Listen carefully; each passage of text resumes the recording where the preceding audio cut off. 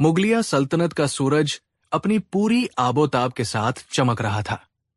आगरा के किले में दीवान ए खास की संगमरमरी दीवारें भी बादशाह जलालुद्दीन मोहम्मद अकबर के प्रताप से रोशन थी। दरबार लगा था, नवरत्न अपनी अपनी जगहों पर विराजमान थे और सल्तनत के महत्वपूर्ण मामलों पर चर्चा चल रही थी। लेकिन आज बादशाह अकबर का मन इन गंभीर चर्चाओं में नहीं लग रहा था। उनके चेहरे पर एक अजीब सी ऊब और शरारत का मिलाजुला भाव था। उनकी नजरें अपने सबसे प्रिय और चतुर सलाहकार बीरबल पर टिकी थी।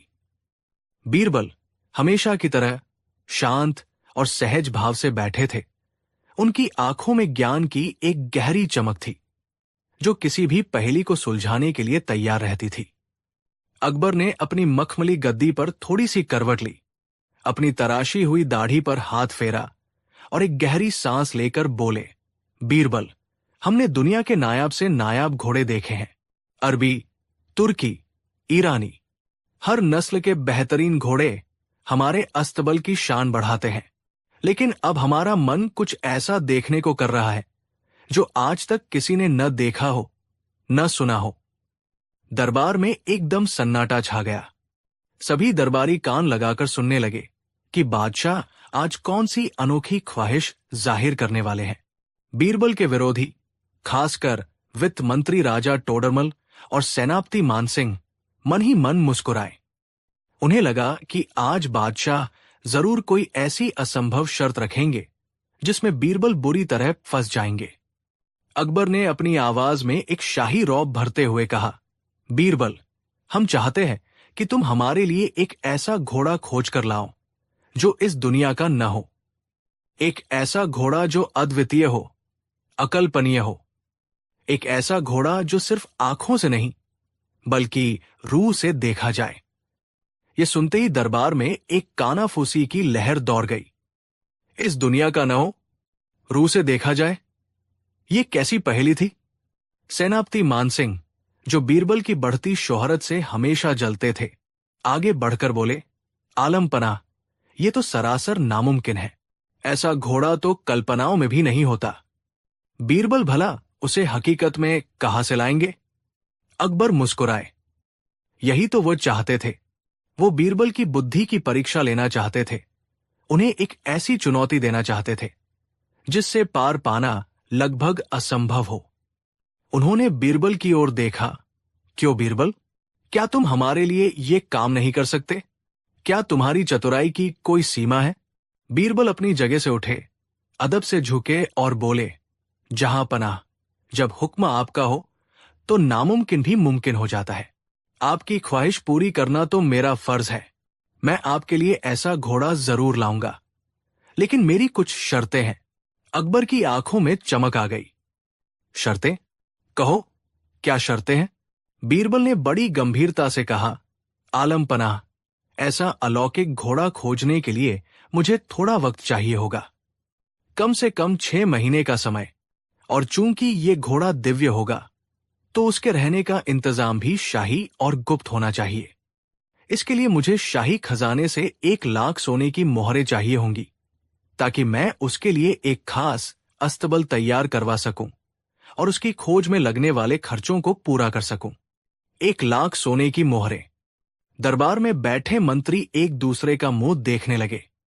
ये एक बहुत बड़ी रकम थी। मानसिंह ने तुरंत आपत्ति जताई, हुजूर, ये तो खजाने की बर्बादी है। एक ऐसे घोड़े के लिए जो शायद है ही नहीं, इतनी बड़ी रकम देना। लेकिन अकबर बीरबल की चुनौती स्वीकार करने के मूड में थे। उन्होंने हाथ उठाकर मानसिंह को चुप करा दिया और कहा, मंजूर है। बीरबल, तुम्हें 6 महीने का वक्त और 1 लाख मोहरें दी जाती है। लेकिन याद रहे, अगर 6 महीने बाद तुम वो अद्वितीय घोड़ा पेश नहीं कर पाए तो तुम्हारा सिर कलम कर दिया जाएगा। दरबार में एक खौफनाक खामोशी पसर गई। ये अब सिर्फ एक मजाक नहीं रहा था। ये बीरबल की जिंदगी और मौत का सवाल बन गया था। बीरबल के शुभ चिंतकों के चेहरे पर चिंता की लकीरें उभर आई, जबकि उनके दुश्मनों के चेहरों पर एक क्रूर मुस्कान थी। बीरबल ने एक बार फिर झुककर सलाम किया और कहा, मुझे आपकी शर्त मंजूर है जहांपना। अगले दिन से ही बीरबल अपने काम में जुट गए। उन्होंने शहर से कुछ दूर एक शांत और एकांत जगह पर एक भव्य अस्तबल का निर्माण शुरू करवाया। कारीगर दिन रात काम कर रहे थे। उस अस्तबल को चारों ओर से ऊंची दीवारों से घेर दिया गया और उस पर मखमली पर्दे डाल दिए गए ताकि कोई अंदर झांक न सके। बाहर कड़ा पहरा लगा दिया गया। किसी को भी अंदर जाने की इजाजत नहीं थी। शहर और दरबार में अफवाहों का बाजार गर्म हो गया। लोग तरह तरह की बातें करने लगे। कोई कहता कि बीरबल सचमुच किसी दूसरे लोक से घोड़ा लाने गए हैं, तो कोई कहता कि उन्होंने बादशाह को मूर्ख बनाया है और वह मोहरे लेकर भागने की फिराक में है। बीरबल के विरोधी हर दिन बादशाह के कान भरते, हुजूर 6 महीने बीतने वाले हैं और बीरबल ने अब तक कुछ नहीं किया। वो बस शाही खजाने को बर्बाद कर रहे हैं। अकबर भी कभी कभी चिंतित हो जाते, लेकिन उन्हें बीरबल की काबिलियत पर भरोसा था। फिर भी उन्होंने एक दिन बीरबल को बुलाकर पूछा, बीरबल, क्या प्रगति है? क्या तुम्हें वो घोड़ा मिला? बीरबल ने बड़े आत्मविश्वास से जवाब दिया, जी जहांपनाह, घोड़ा मिल चुका है।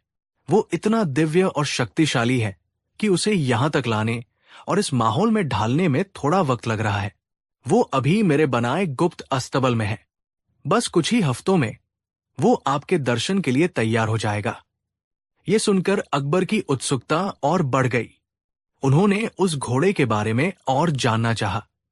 बीरबल ने रहस्यमयी अंदाज में बताया, आलम पनाह, वो घोड़ा हवा से बातें करता है। उसका रंग इंद्रधनुष की तरह बदलता है। उसकी आंखों में ब्रह्मांड की गहराई है, लेकिन उसकी सबसे बड़ी खासियत यह है कि वह अदृश्य है। अदृश्य? अकबर हैरान रह गए। मतलब वो दिखाई नहीं देता? दिखाई देता है जहांपनाह, बीरबल ने समझाया, लेकिन हर किसी को नहीं। उस घोड़े की एक दिव्य शर्त है। वह केवल उसी इंसान को दिखाई देता है जो शुद्ध हृदय का हो, जिसका चरित्र बेदाग हो और जो अपने पिता की असली संतान हो, यानी जिसका वंश शुद्ध हो। किसी भी बेईमान, पापी या अशुद्ध वंश के व्यक्ति को वो घोड़ा नजर नहीं आएगा। ये सुनकर अकबर सोच में पड़ गए। ये तो बड़ी अजीब शर्त थी, लेकिन एक अलौकिक घोड़े से ऐसी उम्मीद की जा सकती थी। उनकी उत्सुकता अब चरम पर थी। उन्होंने बीरबल को जल्द से जल्द उस घोड़े को दरबार में पेश करने का हुक्म दिया। 6 महीने पूरे होने में बस एक दिन बाकी था। पूरे आगरा में यह खबर फैल गई थी कि कल बीरबल बादशाह अकबर के लिए एक अदृश्य और दिव्य घोड़ा पेश करने वाले हैं। दरबार को खास तौर पर सजाया गया था। सभी नवरत्न, मंत्री, अमीर और दरबारी उत्सुकता से उस ऐतिहासिक पल का इंतजार कर रहे थे। बीरबल के दुश्मनों के चेहरे पर एक विजयी मुस्कान थी। उन्हें पूरा यकीन था कि बीरबल का झूठ आज पकड़ा जाएगा और उसे मौत की सजा मिलेगी। अगले दिन दरबार खचाखच भरा हुआ था। बादशाह अकबर अपने सिंहासन पर विराजमान थे। उनकी नजरें बार बार दरबार के मुख्य द्वार की ओर उठ रही थी। तभी नगाड़ों की आवाज गूंजी और बीरबल ने दरबार में प्रवेश किया। वो अकेले थे। उनके हाथ में एक खाली लगाम थी, जिसे वो ऐसे पकड़े हुए थे मानो किसी शक्तिशाली घोड़े को साध रहे हों। बीरबल बादशाह के करीब आए, झुके और बोले, आलम पनाह, आपका इंतजार खत्म हुआ। मैं आपके लिए वो अद्वितीय, अलौकिक और अदृश्य घोड़ा ले आया हूं। पूरा दरबार आश्चर्य से उस खाली जगह को देखने लगा, जहां बीरबल के अनुसार एक घोड़ा खड़ा था। मानसिंह ने ऊंची आवाज में तंज कसा, घोड़ा कहाँ है? बीरबल, हमें तो सिर्फ एक खाली लगाम नजर आ रही है। लगता है तुम्हारा आखिरी वक्त आ गया है। बीरबल मुस्कुराए और बोले, सेनापति जी, मैंने पहले ही अर्ज किया था कि ये घोड़ा हर किसी को नजर नहीं आता। ये केवल उसे ही दिखाई देगा जो नेक, ईमानदार और शुद्ध वंश का हो। जो व्यक्ति अपने पिता की सच्ची संतान नहीं है, उसे ये घोड़ा कतई नजर नहीं आएगा। ये सुनते ही मानसिंह का चेहरा पीला पड़ गया। अब ये सिर्फ घोड़े को देखने का सवाल नहीं था, बल्कि अपनी इज्जत, अपने वंश और ईमानदारी ईमानदारी को साबित करने का सवाल था। अगर वो कहते कि उन्हें घोड़ा नहीं दिख रहा है, तो पूरा दरबार उन्हें एक अशुद्ध वंश का व्यक्ति मानेगा। ये उनके लिए मौत से भी बदतर अपमान होता। अकबर ने स्थिति की गंभीरता को समझा और मुस्कुराते हुए कहा, ठीक है, तो सबसे पहले हमारे सबसे बहादुर सेनापति मानसिंह जी ही इस घोड़े का मुआयना करेंगे। मानसिंह जी, आगे आइए और हमें इस घोड़े की खासियत बताइए। मानसिंह अब बुरी तरह फंस चुके थे। उनके पास झूठ बोलने के अलावा कोई चारा नहीं था। वो कांपते कदमों से आगे बढ़े और उस खाली जगह के पास जाकर खड़े हो गए। उन्होंने हवा में हाथ फिराया और गहरी सोच में डूबने का नाटक किया। वाह वाह, सुभान अल्लाह, वो अचानक बोल पड़े, क्या शानदार घोड़ा है। ऐसा जानवर तो मैंने आज तक नहीं देखा। इसका शरीर फौलाद की तरह मजबूत है और इसकी चाल में बिजली की सी तेजी है। इसका रंग तो ऐसा है जैसे सूरज की सुनहरी किरणें पिघला कर इस पर डाल दी गई हों। बीरबल, तुम सच में महान हो। दरबार में बैठे लोग हैरान थे।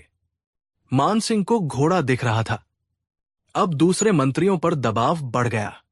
एक एक करके अकबर ने सभी बड़े मंत्रियों और दरबारियों को बुलाया। वित्त मंत्री टोडरमल ने घोड़े की आंखों की तारीफ की और कहा कि उनमें हीरे जड़े हैं। मुल्ला दो प्याजा ने उसकी गर्दन की बनावट की प्रशंसा की। हर कोई अपनी इज्जत और वंश की पवित्रता बचाने के लिए उस न दिखने वाले घोड़े की तारीफों के पुल बांध रहा था। कोई उसकी पूंछ को रेशम से भी मुलायम बता रहा था, तो कोई उसके खुरों को चांदी का बता रहा था। दरबार झूठ के एक शानदार महल में तब्दील हो चुका था, जहां हर कोई एक दूसरे से बढ़ चढ़कर उस घोड़े का वर्णन कर रहा था जो वहां था ही नहीं। बीरबल शांति से ये सब देख रहे थे। उनके चेहरे पर एक हल्की सी मुस्कान थी। अब बारी थी बादशाह अकबर की। वो अपने सिंहासन से उतरे और उस जगह के पास आए जहां वह दिव्य घोड़ा खड़ा था। वो भी उस खाली जगह को घूर रहे थे। सच तो ये था कि उन्हें भी कुछ नजर नहीं आ रहा था। एक पल के लिए उनके मन में आया कि वो सच बोल दे, लेकिन फिर उन्होंने सोचा, मैं हिंदुस्तान का शहंशाह हूं। अगर मैंने कहा कि मुझे घोड़ा नहीं दिख रहा, तो क्या मेरी प्रजा ये नहीं सोचेगी कि उनका बादशाह शुद्ध वंश का नहीं है? मेरी सल्तनत पर, मेरे नाम पर क्या असर पड़ेगा? मेरे सारे मंत्री जो खुद को इतना नेक और ईमानदार बताते हैं, उन्हें ये घोड़ा दिख रहा है, तो मुझे क्यों नहीं दिख रहा? क्या मुझ में ही कोई खोट है? ये सोचकर अकबर का चेहरा भी चिंता से भर गया। अपनी बादशाहत और सम्मान को बचाने के लिए उन्होंने भी वही रास्ता चुना जो बाकी सबने चुना था। अद्भुत, अविश्वसनीय, बादशाह अकबर ने जोर से कहा। उनकी आवाज में झूठा आश्चर्य भरा था। बीरबल, तुमने तो कमाल कर दिया। ये घोड़ा नहीं, साक्षात स्वर्ग से उतरा कोई देवदूत है। इसकी बनावट, इसका तेज, इसकी तो तुलना ही नहीं की जा सकती। हम इससे बहुत प्रसन्न हुए।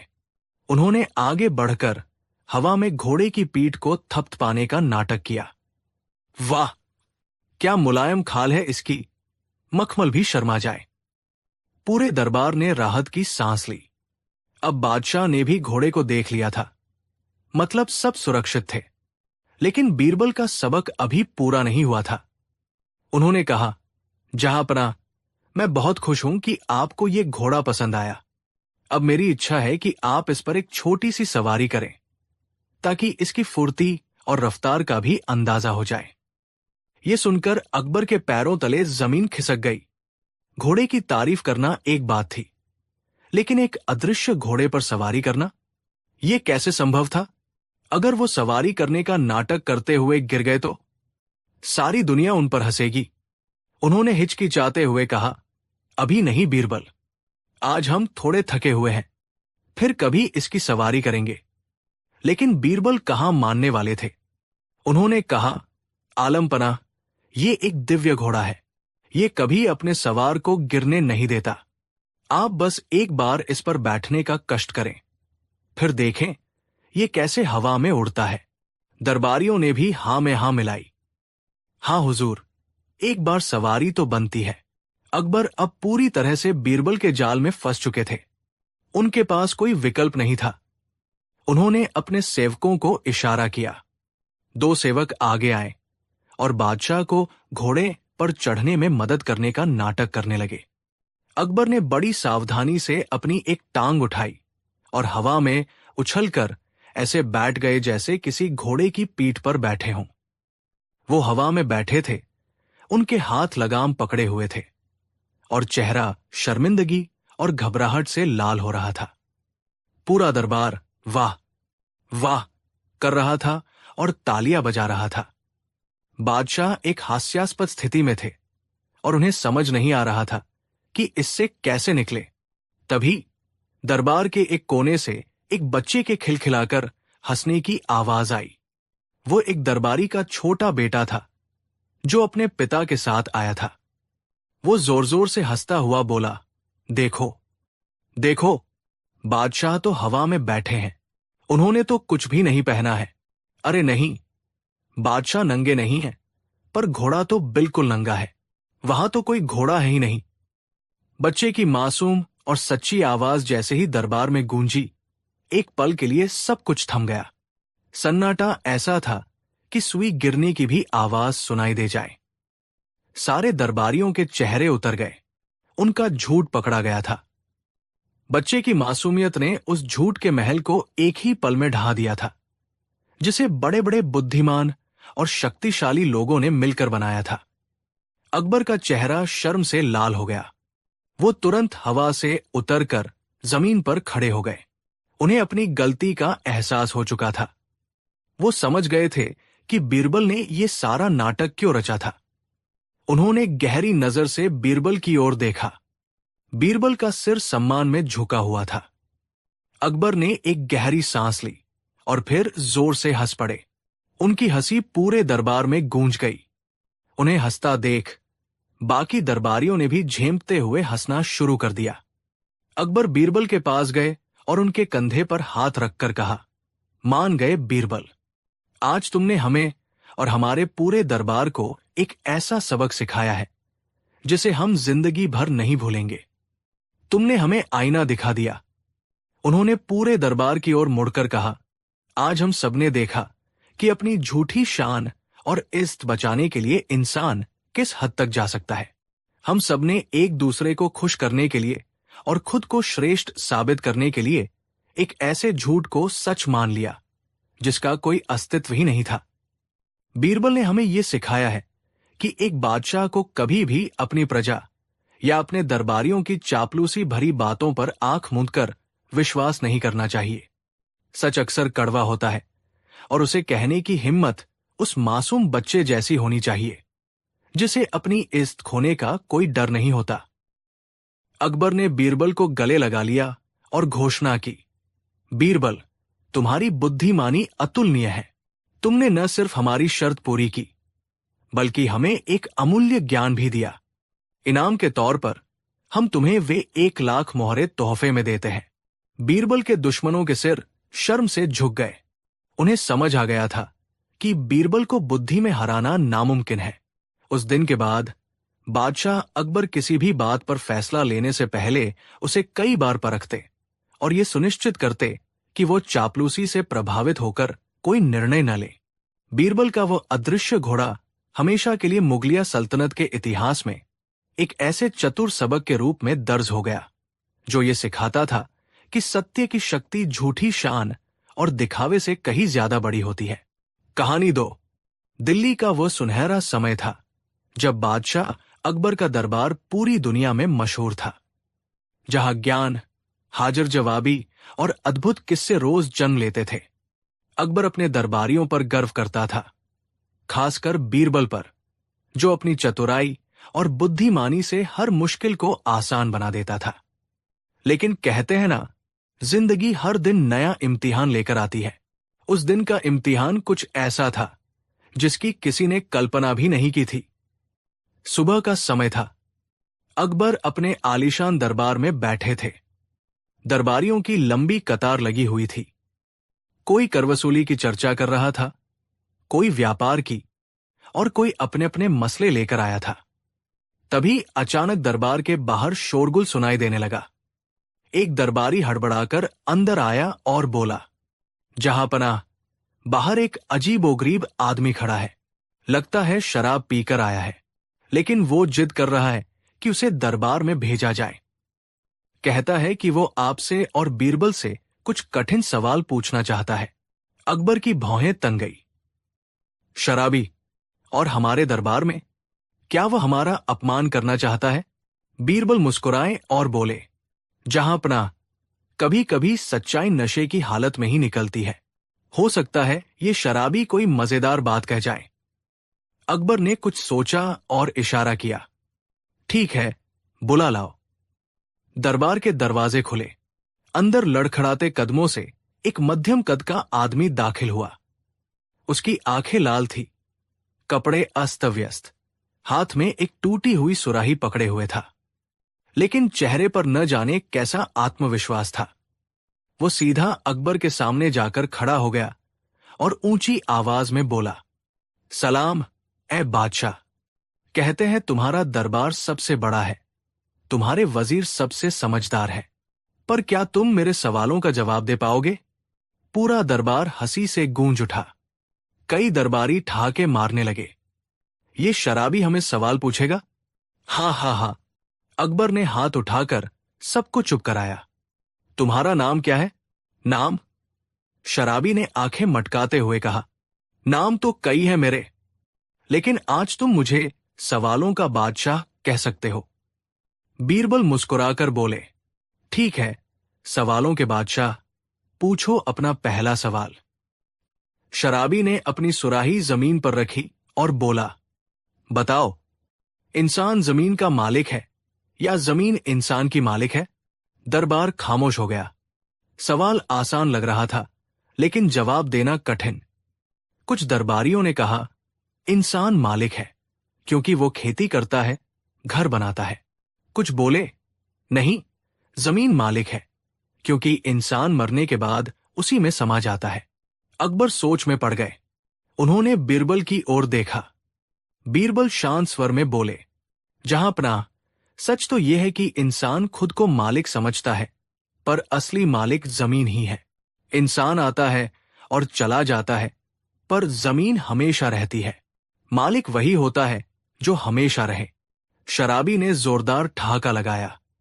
वाह बीरबल, पहली बाजी तुम जीत गए। शराबी ने आंखें तरेरते हुए दूसरा सवाल दागा। बताओ, सबसे अमीर इंसान कौन है? जिसके पास सोना चांदी है या जिसके पास चैन की नींद है? दरबारियों ने फिर खुसर पुसर शुरू कर दी। किसी ने कहा, सोना चांदी वाला, तो किसी ने कहा, चैन से सोने वाला।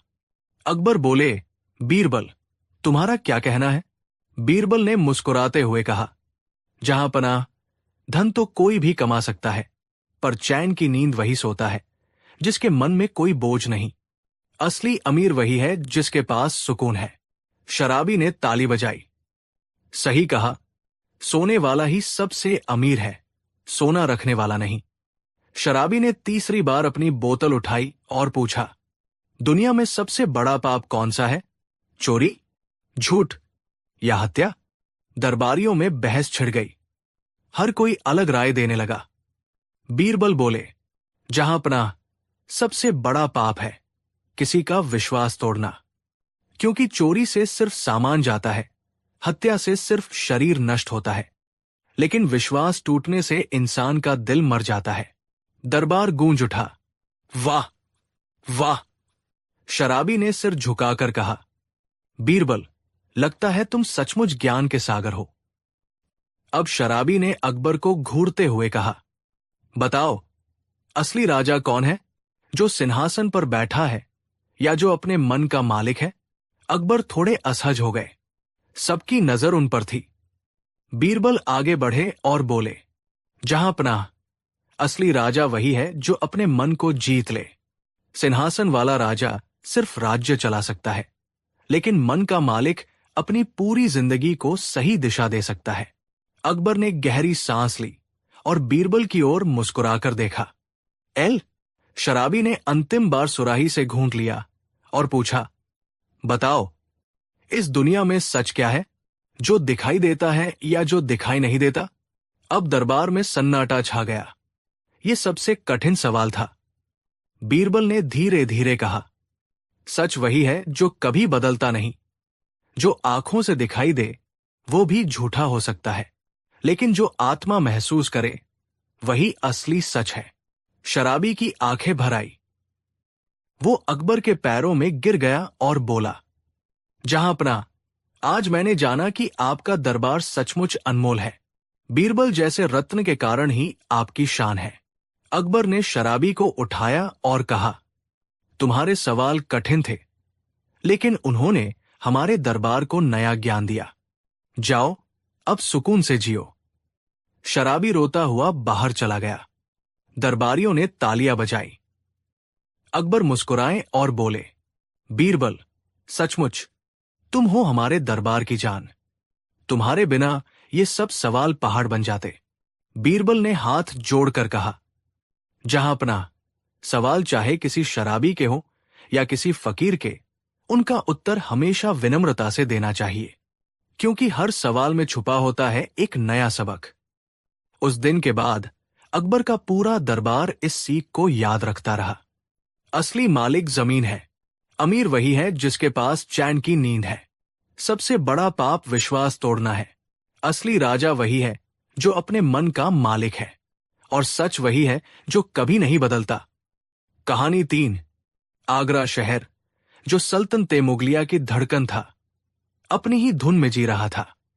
एक तरफ यमुना के किनारे भव्य किले और आलीशान हवेलियां थी, जहां से दौलत की खुशबू हवा में घुली रहती थी, तो दूसरी तरफ तंग और घुमावदार गलियां थी, जहां गरीबी एक गीले कपन की तरह लोगों से चिपकी हुई थी। इन्हीं में से एक गली में, जहां सूरज की रोशनी भी पहुंचने से कतराती थी, एक छोटी सी टूटी फूटी झोपड़ी थी।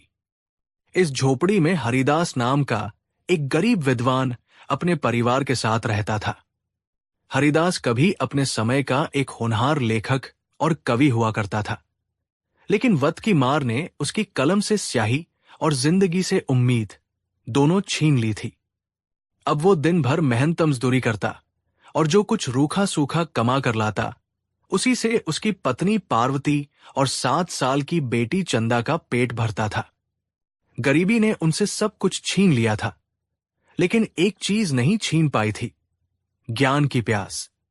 हरिदास की सबसे बड़ी दौलत उसकी बेटी चंदा थी, जिसकी आंखों में सीखने की एक अनोखी चमक थी। वो अपनी उम्र के बच्चों से कहीं ज्यादा समझदार और पढ़ने की शौकीन थी। हरिदास की झोपड़ी के ठीक सामने एक विशाल 3 मंजिला हवेली खड़ी थी। वो हवेली शहर के सबसे अमीर और सबसे कंजूस सेठ लक्ष्मीचंद की थी। उसकी हवेली में रात भर दर्जनों मशालें और मोमबत्तियां जलती रहती थी, जिनसे पूरी गली में उजाला हो जाता था। लेकिन सेठ का दिल अंधेरे से भरा था। उसे अपनी दौलत पर इतना घमंड था कि वो गरीबों को कीड़े मकोड़ों से ज्यादा नहीं समझता था। उसकी कंजूसी के किस्से पूरे आगरा में मशहूर थे। कहते थे कि वो सांस भी गिनकर लेता था, कहीं ज्यादा खर्च न हो जाए। सर्दियों की लंबी और अंधेरी रातें शुरू हो चुकी थी। हरिदास के घर में तेल खरीदने के पैसे भी मुश्किल से जुटते थे। उनका छोटा सा मिट्टी का दिया कुछ ही देर में बुझ जाता और पूरी झोपड़ी अंधेरे में डूब जाती। चंदा को अंधेरे से डर लगता था, लेकिन उससे भी ज्यादा दुख उसे इस बात का था कि वो रात में पढ़ नहीं पाती थी। उसके बाबा ने उसे अक्षरों का ज्ञान कराया था, और अब वो खुद पढ़ना लिखना चाहती थी। एक रात जब उनका दिया बुझ गया, चंदा उदास होकर झोपड़ी के छोटे से झरोखे के पास बैठ गई। सामने सेठ लक्ष्मीचंद की हवेली की दूसरी मंजिल की खिड़की से मोमबत्ती की तेज रोशनी छन छन कर गली में आ रही थी। उस रोशनी का एक टुकड़ा सीधा झोपड़ी के झरोखे पर पड़ रहा था। चंदा की आंखें चमक उठीं। उसने अपनी स्लेट उठाई और उस उधार की रोशनी में अक्षर लिखने का अभ्यास करने लगी। ये अब रोज का सिलसिला बन गया। जैसे ही रात होती, और सेठ की हवेली में मोमबत्तियां जलती। चंदा अपनी स्लेट लेकर उस झरोखे के पास बैठ जाती। वो उस पीली कांपती हुई रोशनी में घंटों तक पढ़ती रहती। हरिदास और पार्ती अपनी बेटी को इस तरह पढ़ते देखकर खुश भी होते और दुखी भी। खुश इसलिए कि उनकी बेटी ज्ञान हासिल कर रही थी, और दुखी इसलिए कि वे उसके लिए एक मोमबत्ती तक का इंतजाम नहीं कर सकते थे। एक रात सेठ लक्ष्मीचंद अपनी खिड़की पर खड़ा होकर ठंडी हवा का आनंद ले रहा था। तभी उसकी नजर सामने झोपड़ी के झरोखे पर पड़ी, जहां एक छोटी सी बच्ची उसकी मोमबत्ती की रोशनी में बड़ी लगन से पत रही थी। ये देखकर उसे खुशी नहीं, बल्कि बेइंतहा गुस्सा आया। उसकी भौहें तन गई। गुस्ताखी तो देखो इस फकीर की, वो अपने मन में बुदबुदाया। रहने को छत नहीं है, और शौक देखो, मेरी मोमबत्ती की रोशनी मुफ्त में इस्तेमाल कर रहे हैं। मेरी दौलत है, मेरी मोमबत्ती, मेरी रोशनी, इस पर सिर्फ मेरा हक है।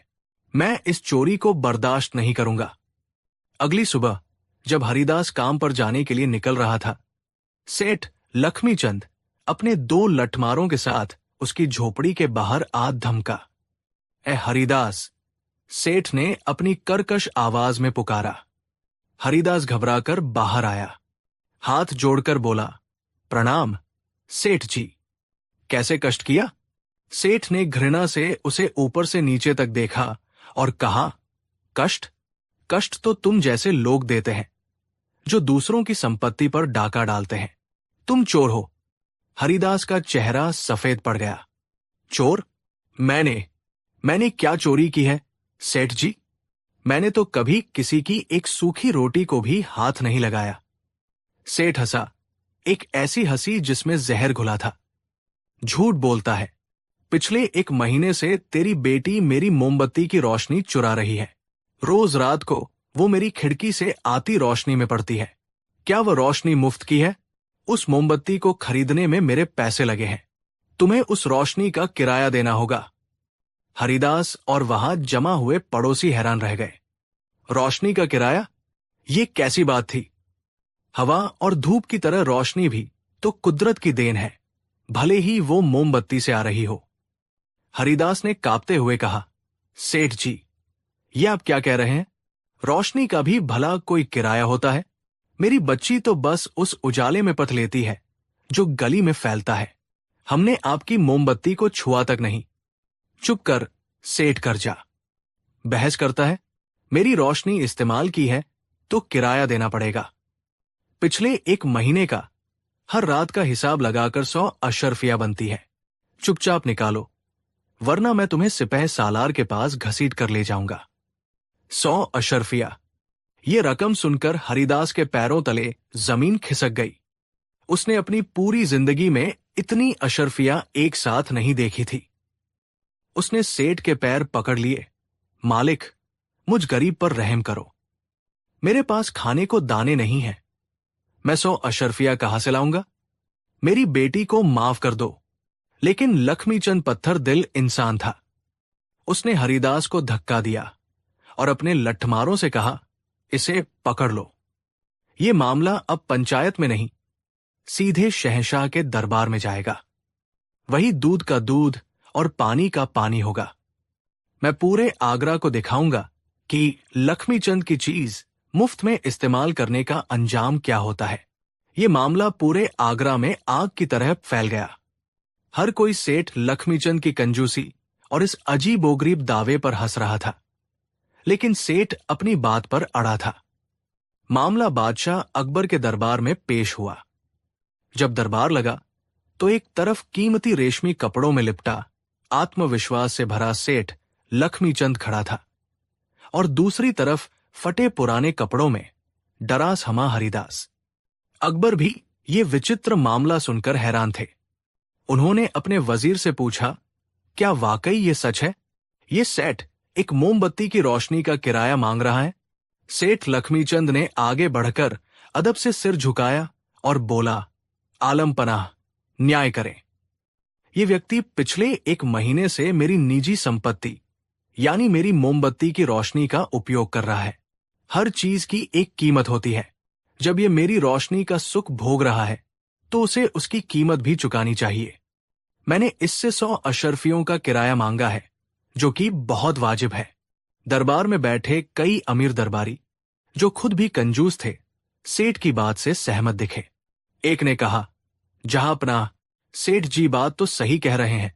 संपत्ति तो संपत्ति होती है, चाहे वो जमीन हो या मोमबत्ती। अकबर एक दुविधा में पड़ गए।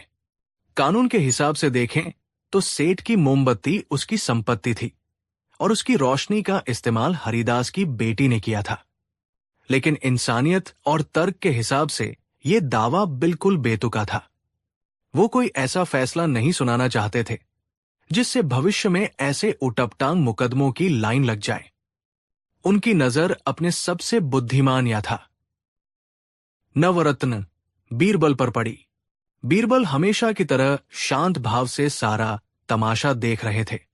उनके होठों पर एक हल्की रहस्यमयी मुस्कान थी। बीरबल, अकबर ने कहा, इस मामले पर तुम्हारी क्या राय है? क्या रोशनी का किराया वसूलना जायज है? बीरबल ने सिर झुकाकर कहा, आलम पनाह, मामला बहुत गंभीर है और न्याय के तराजू के दोनों पलड़े बराबर होने चाहिए। सेठ लक्ष्मीचंद अपनी जगह सही है, उनकी संपत्ति का इस्तेमाल हुआ है, और हरिदास अपनी जगह मजबूर है क्योंकि वो गरीब है। मुझे इस मामले की तह तक जाने के लिए 2 दिन का समय चाहिए। 2 दिन बाद मैं अपना फैसला सुनाऊंगा। अकबर बीरबल की बुद्धिमानी पर पूरा भरोसा करते थे। उन्होंने इजाजत दे दी। अगले दिन बीरबल ने भेष बदला और एक आम आदमी बनकर उस गली में पहुंचे जहां हरिदास और लक्ष्मीचंद रहते थे। उन्होंने अपनी आंखों से वो झोपड़ी और वो आलीशान हवेली देखी। उन्होंने पड़ोसियों से बात की और सेठ की कंजूसी और हरिदास की गरीबी के बारे में सब कुछ जाना। शाम को वो एक पेड़ के पीछे छिप गए और खुद देखा कि कैसे सेठ की खिड़की से रोशनी की एक पतली सी किरण गली में आती थी और कैसे चंदा उस मामूली उजाले में भी पूरी लगन से पथ रही थी। ये देखकर बीरबल का दिल पसीज गया, लेकिन उनके दिमाग में न्याय की एक अनोखी तरकीब ने जन्म ले ली। 2 दिन बाद दरबार फिर से लगा। हर कोई ये जानने के लिए उत्सुक था कि बीरबल क्या फैसला सुनाएंगे। सेठ लक्ष्मीचंद तो अपनी जीत पक्की मानकर चल रहा था। बीरबल अपनी जगह से उठे और बोले, आलम पनाह, मैंने इस मामले की पूरी जांच कर ली है। यह सच है कि हरिदास की बेटी ने सेठ लक्ष्मीचंद की मोमबत्ती की रोशनी का उपयोग किया है, इसलिए न्याय के तकाजे के अनुसार हरिदास को इसका किराया चुकाना ही होगा। ये सुनते ही हरिदास के होश उड़ गए। उसकी आंखों से आंसू बहने लगे। वहीं सेठ लक्ष्मीचंद का चेहरा गर्व से चमक उठा। वो विजय भाव से मुस्कुराया। बीरबल ने हरिदास की तरफ मुड़कर कहा, हरिदास, क्या तुम सेठ को किराया देने के लिए तैयार हो? हरिदास ने रोते हुए कहा, हुजूर, मैं कहां से दूंगा? मेरे पास तो 100 कौड़िया भी नहीं है। 100 अशर्फिया तो बहुत दूर की बात है। बीरबल मुस्कुराए, चिंता मत करो हरिदास, न्याय होगा। फिर वो सेठ लक्ष्मीचंद की ओर घूमे, सेठ जी, आपको आपका किराया अभी और इसी वक्त मिलेगा, लेकिन उससे पहले आपको मेरे साथ चलना होगा। बीरबल सेठ लक्ष्मीचंद को दरबार के एक कोने में ले गए, जहां सूरज की तेज रोशनी फर्श पर पड़ रही थी। बीरबल ने जमीन पर 100 अशर्फियों के आकार के 100 गोले बना दिए। फिर उन्होंने सेठ से कहा, सेठ जी, ये रही आपकी 100 अशर्फिया, कृपया इन्हें उठा लीजिए। सेठ बौखला गया। ये क्या मजाक है बीरबल? ये तो सिर्फ धूप से बनी परछाइयां है। ये असली अशर्फिया कहाँ है? बीरबल ने अपनी गंभीर आवाज में कहा, क्यों नहीं, ये बिल्कुल असली है। ये सूरज की रोशनी से बनी है, ठीक उसी तरह जैसे आपकी मोमबत्ती की रोशनी थी। सेठ कुछ समझ नहीं पाया। दरबार में बैठे लोग भी हैरान थे। अब बीरबल ने अपना असली दाव चला। उन्होंने हरिदास को अपने पास बुलाया और उसके हाथ में चांदी के 100 सिक्कों से भरी एक थैली दी। ये थैली बीरबल ने खुद अपने पास से दी थी। उन्होंने हरिदास से कहा, हरिदास, इस थैली को अपने दोनों हाथों से पकड़ो। फिर उन्होंने सेठ से कहा, सेठ जी, अब आप अपनी आंखें और कान दोनों खोलकर यहां खड़े हो जाइए। बीरबल ने हरिदास को इशारा किया। हरिदास ने उस थैली को जोर जोर से हिलाना शुरू कर दिया। सिक्कों की खनक से पूरा दरबार गूंज उठा। छन छन छन। सेठ लक्ष्मीचंद की आंखें उस आवाज को सुनकर चमक उठीं, जैसे कोई प्यासा पानी देखकर ललचाता है। वो उस आवाज को मंत्रमुग्ध होकर सुनता रहा। कुछ देर तक सिक्के खनखनाने के बाद बीरबल ने हरिदास को रुकने का इशारा किया।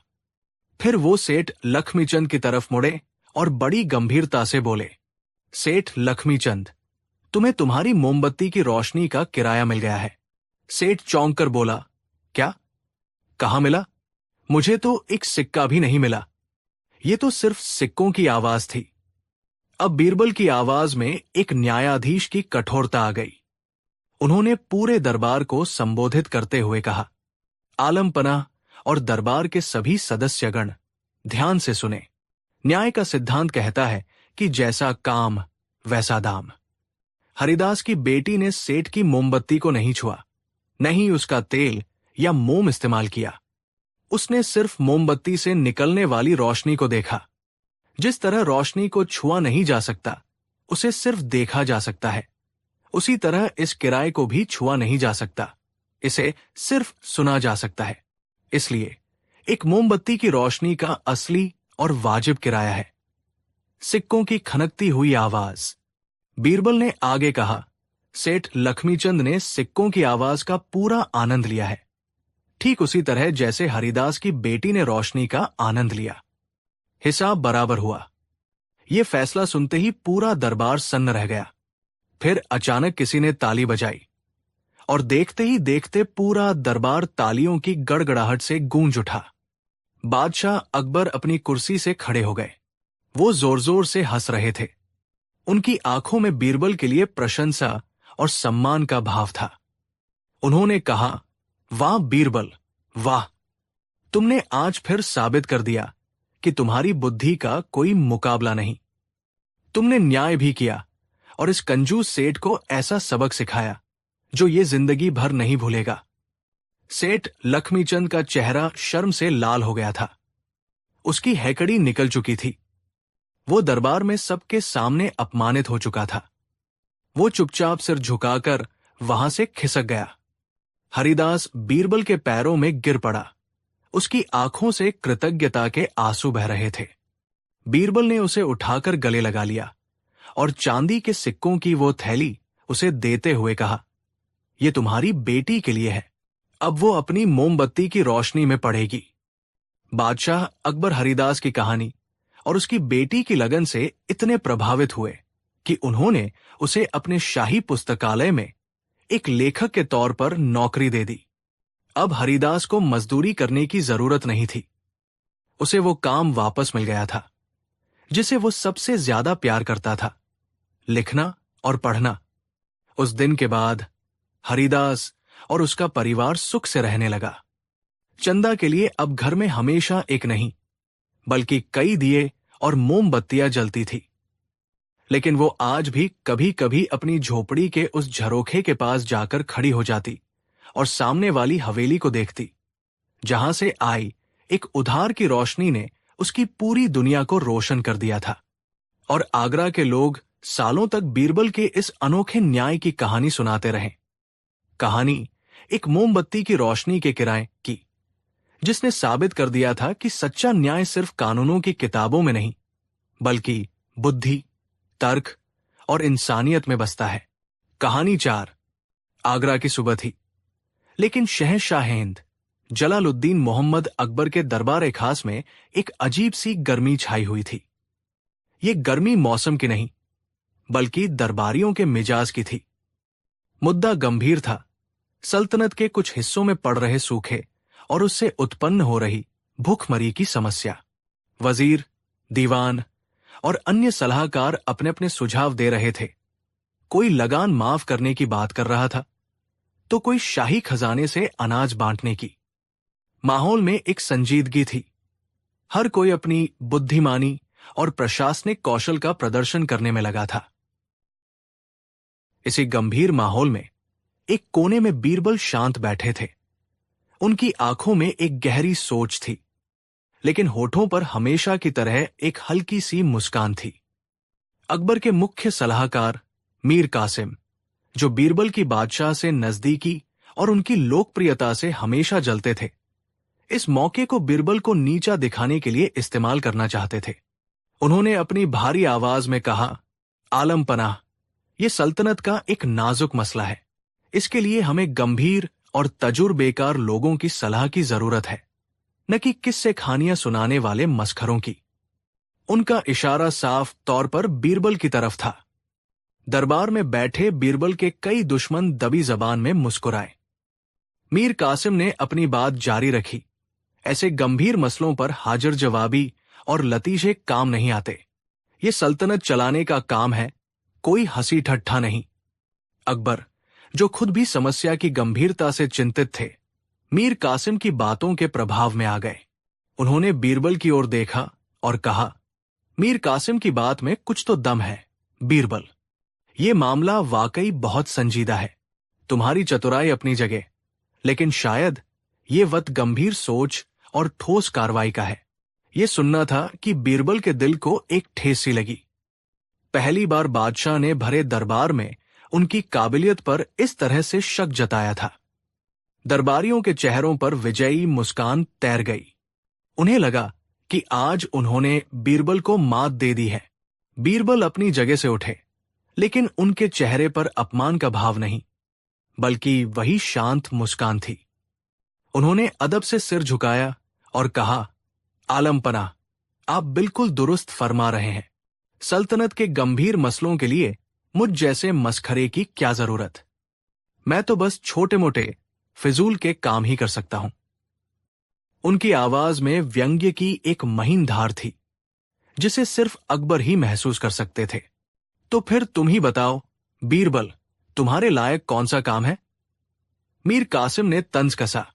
बीरबल ने एक पल सोचा और फिर बड़ी गंभीरता से बोले, जहांपनाह, सल्तनत में भूखमरी की समस्या तो है ही, लेकिन एक और बड़ी समस्या है जिस पर किसी का ध्यान नहीं जा रहा।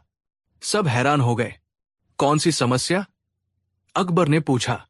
बीरबल ने कहा, हमारे आगरा सूबे में गधों की संख्या की कोई सही गिनती नहीं है। अगर हमें यह पता चल जाए कि हमारे पास कुल कितने गधे हैं, तो हम सूखे के समय उनसे माल ढुलाई और अन्य कामों के लिए बेहतर योजना बना सकते हैं। ये एक बहुत जरूरी काम है। ये सुनते ही पूरे दरबार में हंसी का फव्वारा छूट गया।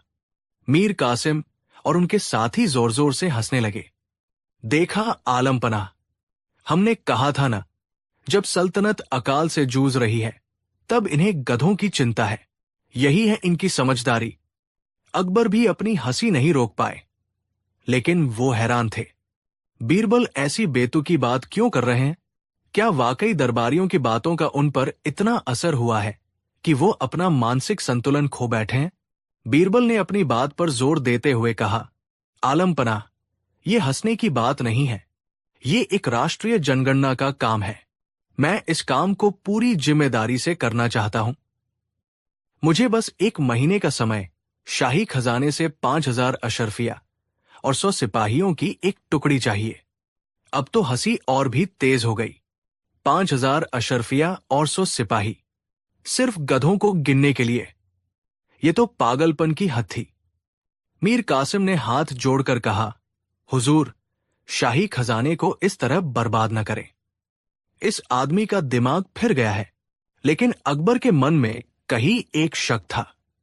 बीरबल कभी कोई काम बिना वजह नहीं करते। उनकी हर बेतुकी बात के पीछे कोई गहरा मतलब छिपा होता है। उन्होंने सोचा, चलो देखते हैं कि इस नाटक का अंत क्या होता है। उन्होंने अपनी हंसी रोकते हुए एक गंभीर चेहरा बनाया और फैसला सुनाया, ठीक है बीरबल, हम तुम्हें ये मौका देते हैं। तुम 1 महीने में आगरा सूबे के सभी गधों की गिनती करके हमें बताओगे। तुम्हें तुम्हारी मांगी हुई हर चीज दी जाएगी।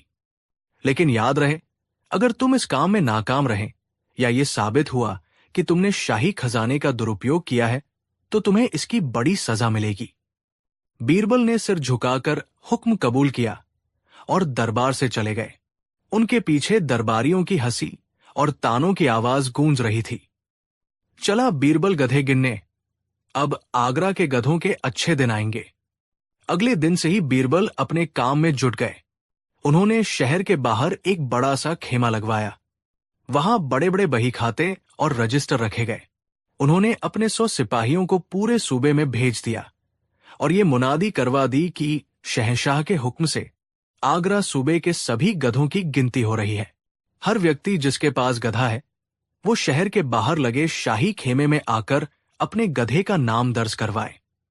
हर गधे के पंजीकरण पर मालिक को एक चांदी का सिक्का इनाम में दिया जाएगा। ये खबर सुनते ही लोगों में खलबली मच गई। एक चांदी का सिक्का! उस जमाने में ये एक गरीब परिवार के लिए अच्छी खासी रकम थी। देखते ही देखते बीरबल के खेमे के बाहर गधों और उनके मालिकों की लंबी लंबी कतारें लग गई। दूर दूर के गांवों से लोग अपने गधों को लेकर आने लगे। बीरबल खुद खेमे में एक ऊंची गद्दी पर बैठते। उनके मुंशी हर आने वाले व्यक्ति का नाम, पता और उसके गधे का नाम रजिस्टर में दर्ज करते। बीरबल हर आने वाले से कुछ देर बात करते, उनसे उनकी परेशानियां पूछते, उनके गांव के हालचाल लेते और फिर इनाम देकर विदा करते। पूरे 1 महीने तक यही सिलसिला चलता रहा। आगरा में ये एक उत्सव जैसा बन गया था। हर तरफ बस इसी की चर्चा थी। दरबार में बैठे दरबारी रोज नई नई कहानियां गढ़ते। सुना है बीरबल ने गधों के लिए एक अलग मंत्रालय बनाने की सिफारिश की है। कल तो बीरबल एक गधे से पूछ रहे थे कि उसे शाही अस्तबल में रहना पसंद है या खुले मैदान में। वे हर रोज अकबर के कान भरते कि बीरबल शाही खजाने को कैसे पानी की तरह बहा रहा है। अकबर भी चिंतित थे। उन्हें रोज खबर मिलती कि बीरबल के खेमे में हजारों की भीड़ जुटती है और रोज हजारों चांदी के सिक्के बांटे जा रहे हैं। उन्हें लगने लगा कि शायद इस बार उन्होंने बीरबल पर भरोसा करके गलती कर दी है। आखिरकार 1 महीने का समय पूरा हुआ। दरबार लगने का दिन आ गया। आज दरबार खचाखच भरा था। हर कोई ये देखने आया था कि बीरबल क्या जवाब देते हैं और उनका क्या हश्र होता है। मीर कासिम और उनके साथी अपनी पहली पंक्ति में बैठे थे। उनके चेहरों पर जीत की चमक थी। बीरबल अपने नियत समय पर दरबार में हाजिर हुए। उनके साथ उनके मुंशी थे, जिनके हाथों में एक बहुत बड़ा मोटा सा रजिस्टर था। बीरबल के चेहरे पर थकान थी, लेकिन आंखों में एक अनोखी चमक थी। अकबर ने अपने सिंहासन पर बैठे बैठे अपनी भारी आवाज में पूछा, बीरबल, 1 महीना पूरा हो गया। हम उम्मीद करते हैं कि तुमने अपना काम पूरी ईमानदारी से किया होगा। तो बताओ, हमारी सल्तनत के आगरा सूबे में कुल कितने गधे हैं? पूरे दरबार में सन्नाटा छा गया। सबकी नजरें बीरबल पर टिकी थी। बीरबल ने आगे बढ़कर रजिस्टर को एक चौकी पर रखा और बोले, आलमपना, आपका हुक्म सिर आंखों पर। मैंने और मेरी टीम ने दिन रात एक करके बड़ी मेहनत से ये गिनती पूरी की है, तो नतीजा बताओ। अकबर ने अधीर होकर कहा। बीरबल ने अपना गला साफ किया और एक गंभीर घोषणा करने के अंदाज में बोले, जहांपना, पूरी जांच पड़ताल और सटीक गणना के बाद हम इस नतीजे पर पहुंचे हैं कि आगरा सूबे में इस वक्त कुल मिलाकर 99,999 गधे मौजूद हैं। ये सुनना था कि दरबार में पहले तो एक पल का सन्नाटा रहा और फिर दबी-दबी हंसी की आवाजें आने लगी। ये संख्या इतनी सटीक और इतनी अजीब थी कि किसी को भी यकीन नहीं हुआ। मीर कासिम अपनी जगह से खड़ा हो गया। ये नामुमकिन है। कोई भी इतनी सटीक गिनती कैसे कर सकता है? क्या तुमने हर गली, हर गांव में जाकर एक एक गधा गिना है? क्या पता कोई गधा उसी दिन पैदा हुआ हो या कोई मर गया हो? ये सब बकवास है। अकबर ने भी सहमति में सिर हिलाया। बीरबल, ये संख्या अविश्वसनीय लगती है। क्या तुम अपनी गिनती को लेकर पूरी तरह से आश्वस्त हो? बीरबल ने बड़ी विनम्रता से सिर झुकाया। जी जहांपनाह, मैं अपनी गिनती को लेकर 100% आश्वस्त हूं। इस रजिस्टर में सूबे के हर 4 पैरों वाले गधे का नाम और उसके मालिक का पता दर्ज है। फिर उन्होंने एक पल रुककर अपनी नजरें मीर कासिम और अन्य दरबारियों पर घुमाई और अपनी आवाज में एक रहस्यमयी खनक के साथ बोले, हां, इस गिनती में एक गधे की कमी जरूर हो सकती है। वो कैसे? अकबर ने पूछा। बीरबल ने मुस्कुराते हुए कहा, जहां पनाह, इस गिनती में आगरा शहर के वे गधे शामिल नहीं हैं जो इस वक्त आपके दरबार खास में मौजूद है। एक पल के लिए दरबार में मौत जैसा सन्नाटा छा गया। हर कोई एक दूसरे का मुंह देखने लगा। बीरबल का इशारा साफ था। मीर कासिम गुस्से से तिलमिला उठा। गुस्ताख, तुम्हारी ये हिम्मत कैसे हुई? तुम शहंशाह के वफादार दरबारियों को गधा कह रहे हो। ये बादशाह की तौहीन है। बीरबल शांत रहे। उन्होंने अकबर को संबोधित करते हुए कहा, आलम पनाह, मैंने किसी का नाम नहीं लिया। मैं तो बस अपनी गिनती पूरी कर रहा था। अगर इस दरबार में मौजूद किसी भी शख्स को मेरी गिनती पर शक है या वो ये मानता है कि मैं झूठ बोल रहा हूं, तो वो बेशक खड़ा होकर मुझे चुनौती दे सकता है। जो भी ऐसा करेगा उसे मैं अपनी सूची में 1 लाख गधा मानकर उसका नाम इस रजिस्टर में दर्ज कर लूंगा। अब बीरबल का बिछाया हुआ जाल सबके सामने था। उन्होंने एक ऐसी स्थिति पैदा कर दी थी जहां कोई भी दरबारी उनकी बात का विरोध नहीं कर सकता था।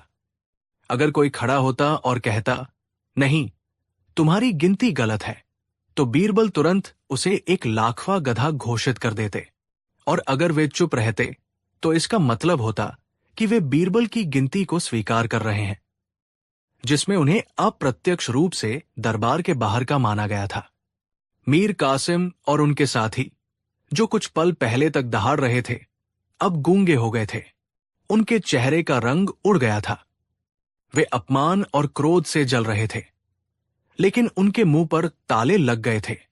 वे चाहकर भी एक शब्द नहीं बोल सकते थे। पूरा दरबार चुप था। कोई भी 1 लाखवां गधा बनने का खिताब नहीं लेना चाहता था। अब बादशाह अकबर के सामने पूरी तस्वीर साफ हो चुकी थी। वो समझ गए थे कि ये गधों की गिनती का नाटक क्यों रचा गया था। ये बीरबल का उन सभी दरबारियों को जवाब था जिन्होंने उन्हें मस्खरा कहा था और उनकी काबिलियत पर शक किया था। बीरबल ने उन्हें उन्हीं की भाषा में ऐसा सबक सिखाया था जिसे वे जिंदगी भर नहीं भूल सकते थे। अकबर अपनी हंसी को और नहीं रोक सके। वो अपने सिंहासन पर बैठे बैठे जोर जोर से हंसने लगे। उनकी हंसी की गूंज से पूरा दीवान अम कांप उठा। जब उनकी हंसी थमी तो उन्होंने बीरबल की ओर प्रशंसा भरी नजरों से देखा। वाह बीरबल, वाह! मान गए तुम्हारी अक्ल को। तुमने गधों की गिनती नहीं की, बल्कि तुमने तो हमारे दरबार में छिपे हुए मूर्खों की गिनती कर दी। तुमने साबित कर दिया कि असली गधा वो नहीं होता जिसके 4 पैर और 2 कान होते हैं, बल्कि वो होता है जो अपनी अक्ल का इस्तेमाल किए बिना दूसरों पर उंगली उठाता है।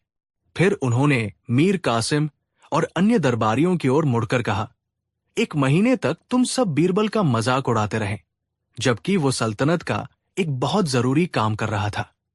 सूखे की समस्या अपनी जगह है, लेकिन अगर किसी सल्तनत के सलाहकार ही इतने अदूरदर्शी और ईर्ष्यालु हो, तो वो सल्तनत कभी तरक्की नहीं कर सकती।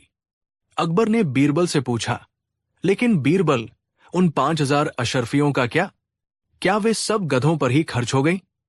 बीरबल ने मुस्कुराते हुए कहा, आलम पनाह, वो पैसा बर्बाद नहीं हुआ। इनाम के लालच में सूबे के कोने कोने से गरीब किसान और मजदूर मुझसे मिलने आए। मैंने उन सब से उनके गांवों की स्थिति, सूखे का असर और उनकी जरूरतों के बारे में फर्स्ट हैंड जानकारी इकट्ठा की है। ये रजिस्टर सिर्फ गधों का नहीं, बल्कि आगरा सूबे के हर गांव की असली हालत का कच्चा चिट्ठा है। अब हम सूखे से निपटने के लिए एक ऐसी ठोस योजना बना सकते हैं जो सीधे जरूरतमंदों तक पहुंचेगी। ये सुनकर अकबर की आंखें आश्चर्य और सम्मान से भर गई। बीरबल ने एक तीर से कई निशाने साधे थे। उन्होंने न केवल अपने दुश्मनों को चुप करा दिया था, बल्कि सल्तनत की एक गंभीर समस्या का व्यावहारिक हल भी निकाल लिया था। उस दिन के बाद दरबार में किसी ने भी बीरबल को मस्खरा कहने की हिम्मत नहीं की। और ये कहानी हमेशा के लिए मशहूर हो गई कि कैसे बीरबल ने भरे दरबार में गधों की गिनती करके अक्लमंदों को उनकी असली जगह दिखा दी थी। कहानी 5। मुगल सल्तनत का सूरज अपने पूरे उफान पर था और आगरा का किला उसकी धुरी बना हुआ था। दीवाना में शहंशाह जलालुद्दीन मोहम्मद अकबर अपने भव्य सिंहासन पर विराजमान थे और उनके चेहरे पर एक गहरी संतुष्टि का भाव था। दरबार अपनी पूरी रौनक के साथ सजा था, जहां अमीर, उमरा, वजीर और नवरत्न अपनी अपनी जगहों पर बैठे थे। आज का विषय था न्याय और ईमानदारी। अकबर ने अपने दरबारियों पर एक गर्व भरी नजर डालते हुए कहा, हमें इस बात का फख्र है कि हमारी सल्तनत की नींव सिर्फ ताकत पर नहीं, बल्कि ईमानदारी और न्याय पर टिकी है। हमारे अफसरान, हमारे वजीर, हमारे काजी, ये सब सोने की तरह खरे हैं।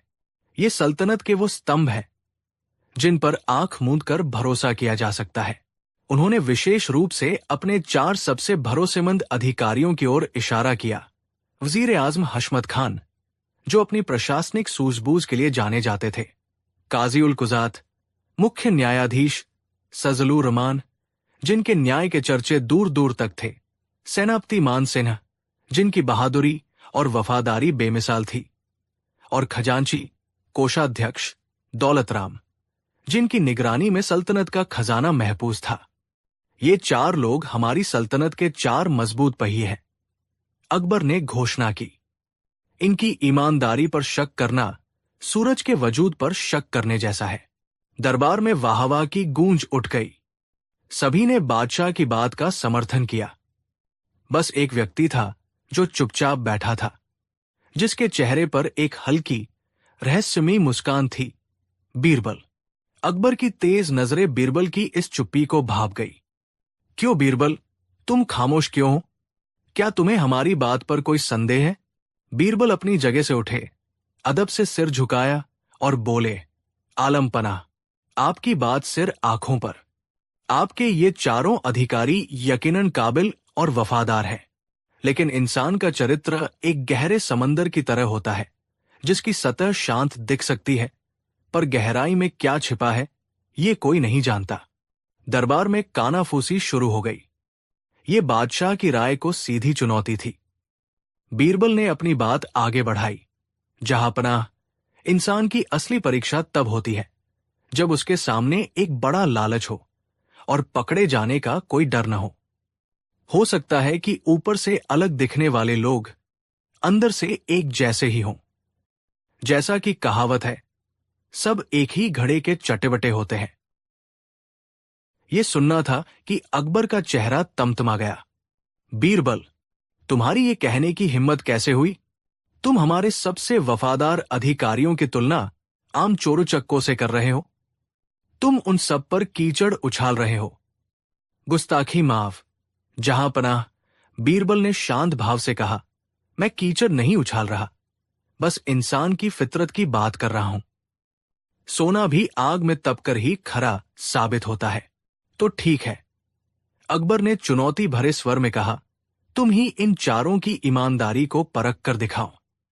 लेकिन याद रहे, अगर तुम गलत साबित हुए और इन 4 की बेइज्जती हुई तो सजा भुगतने के लिए तैयार रहना।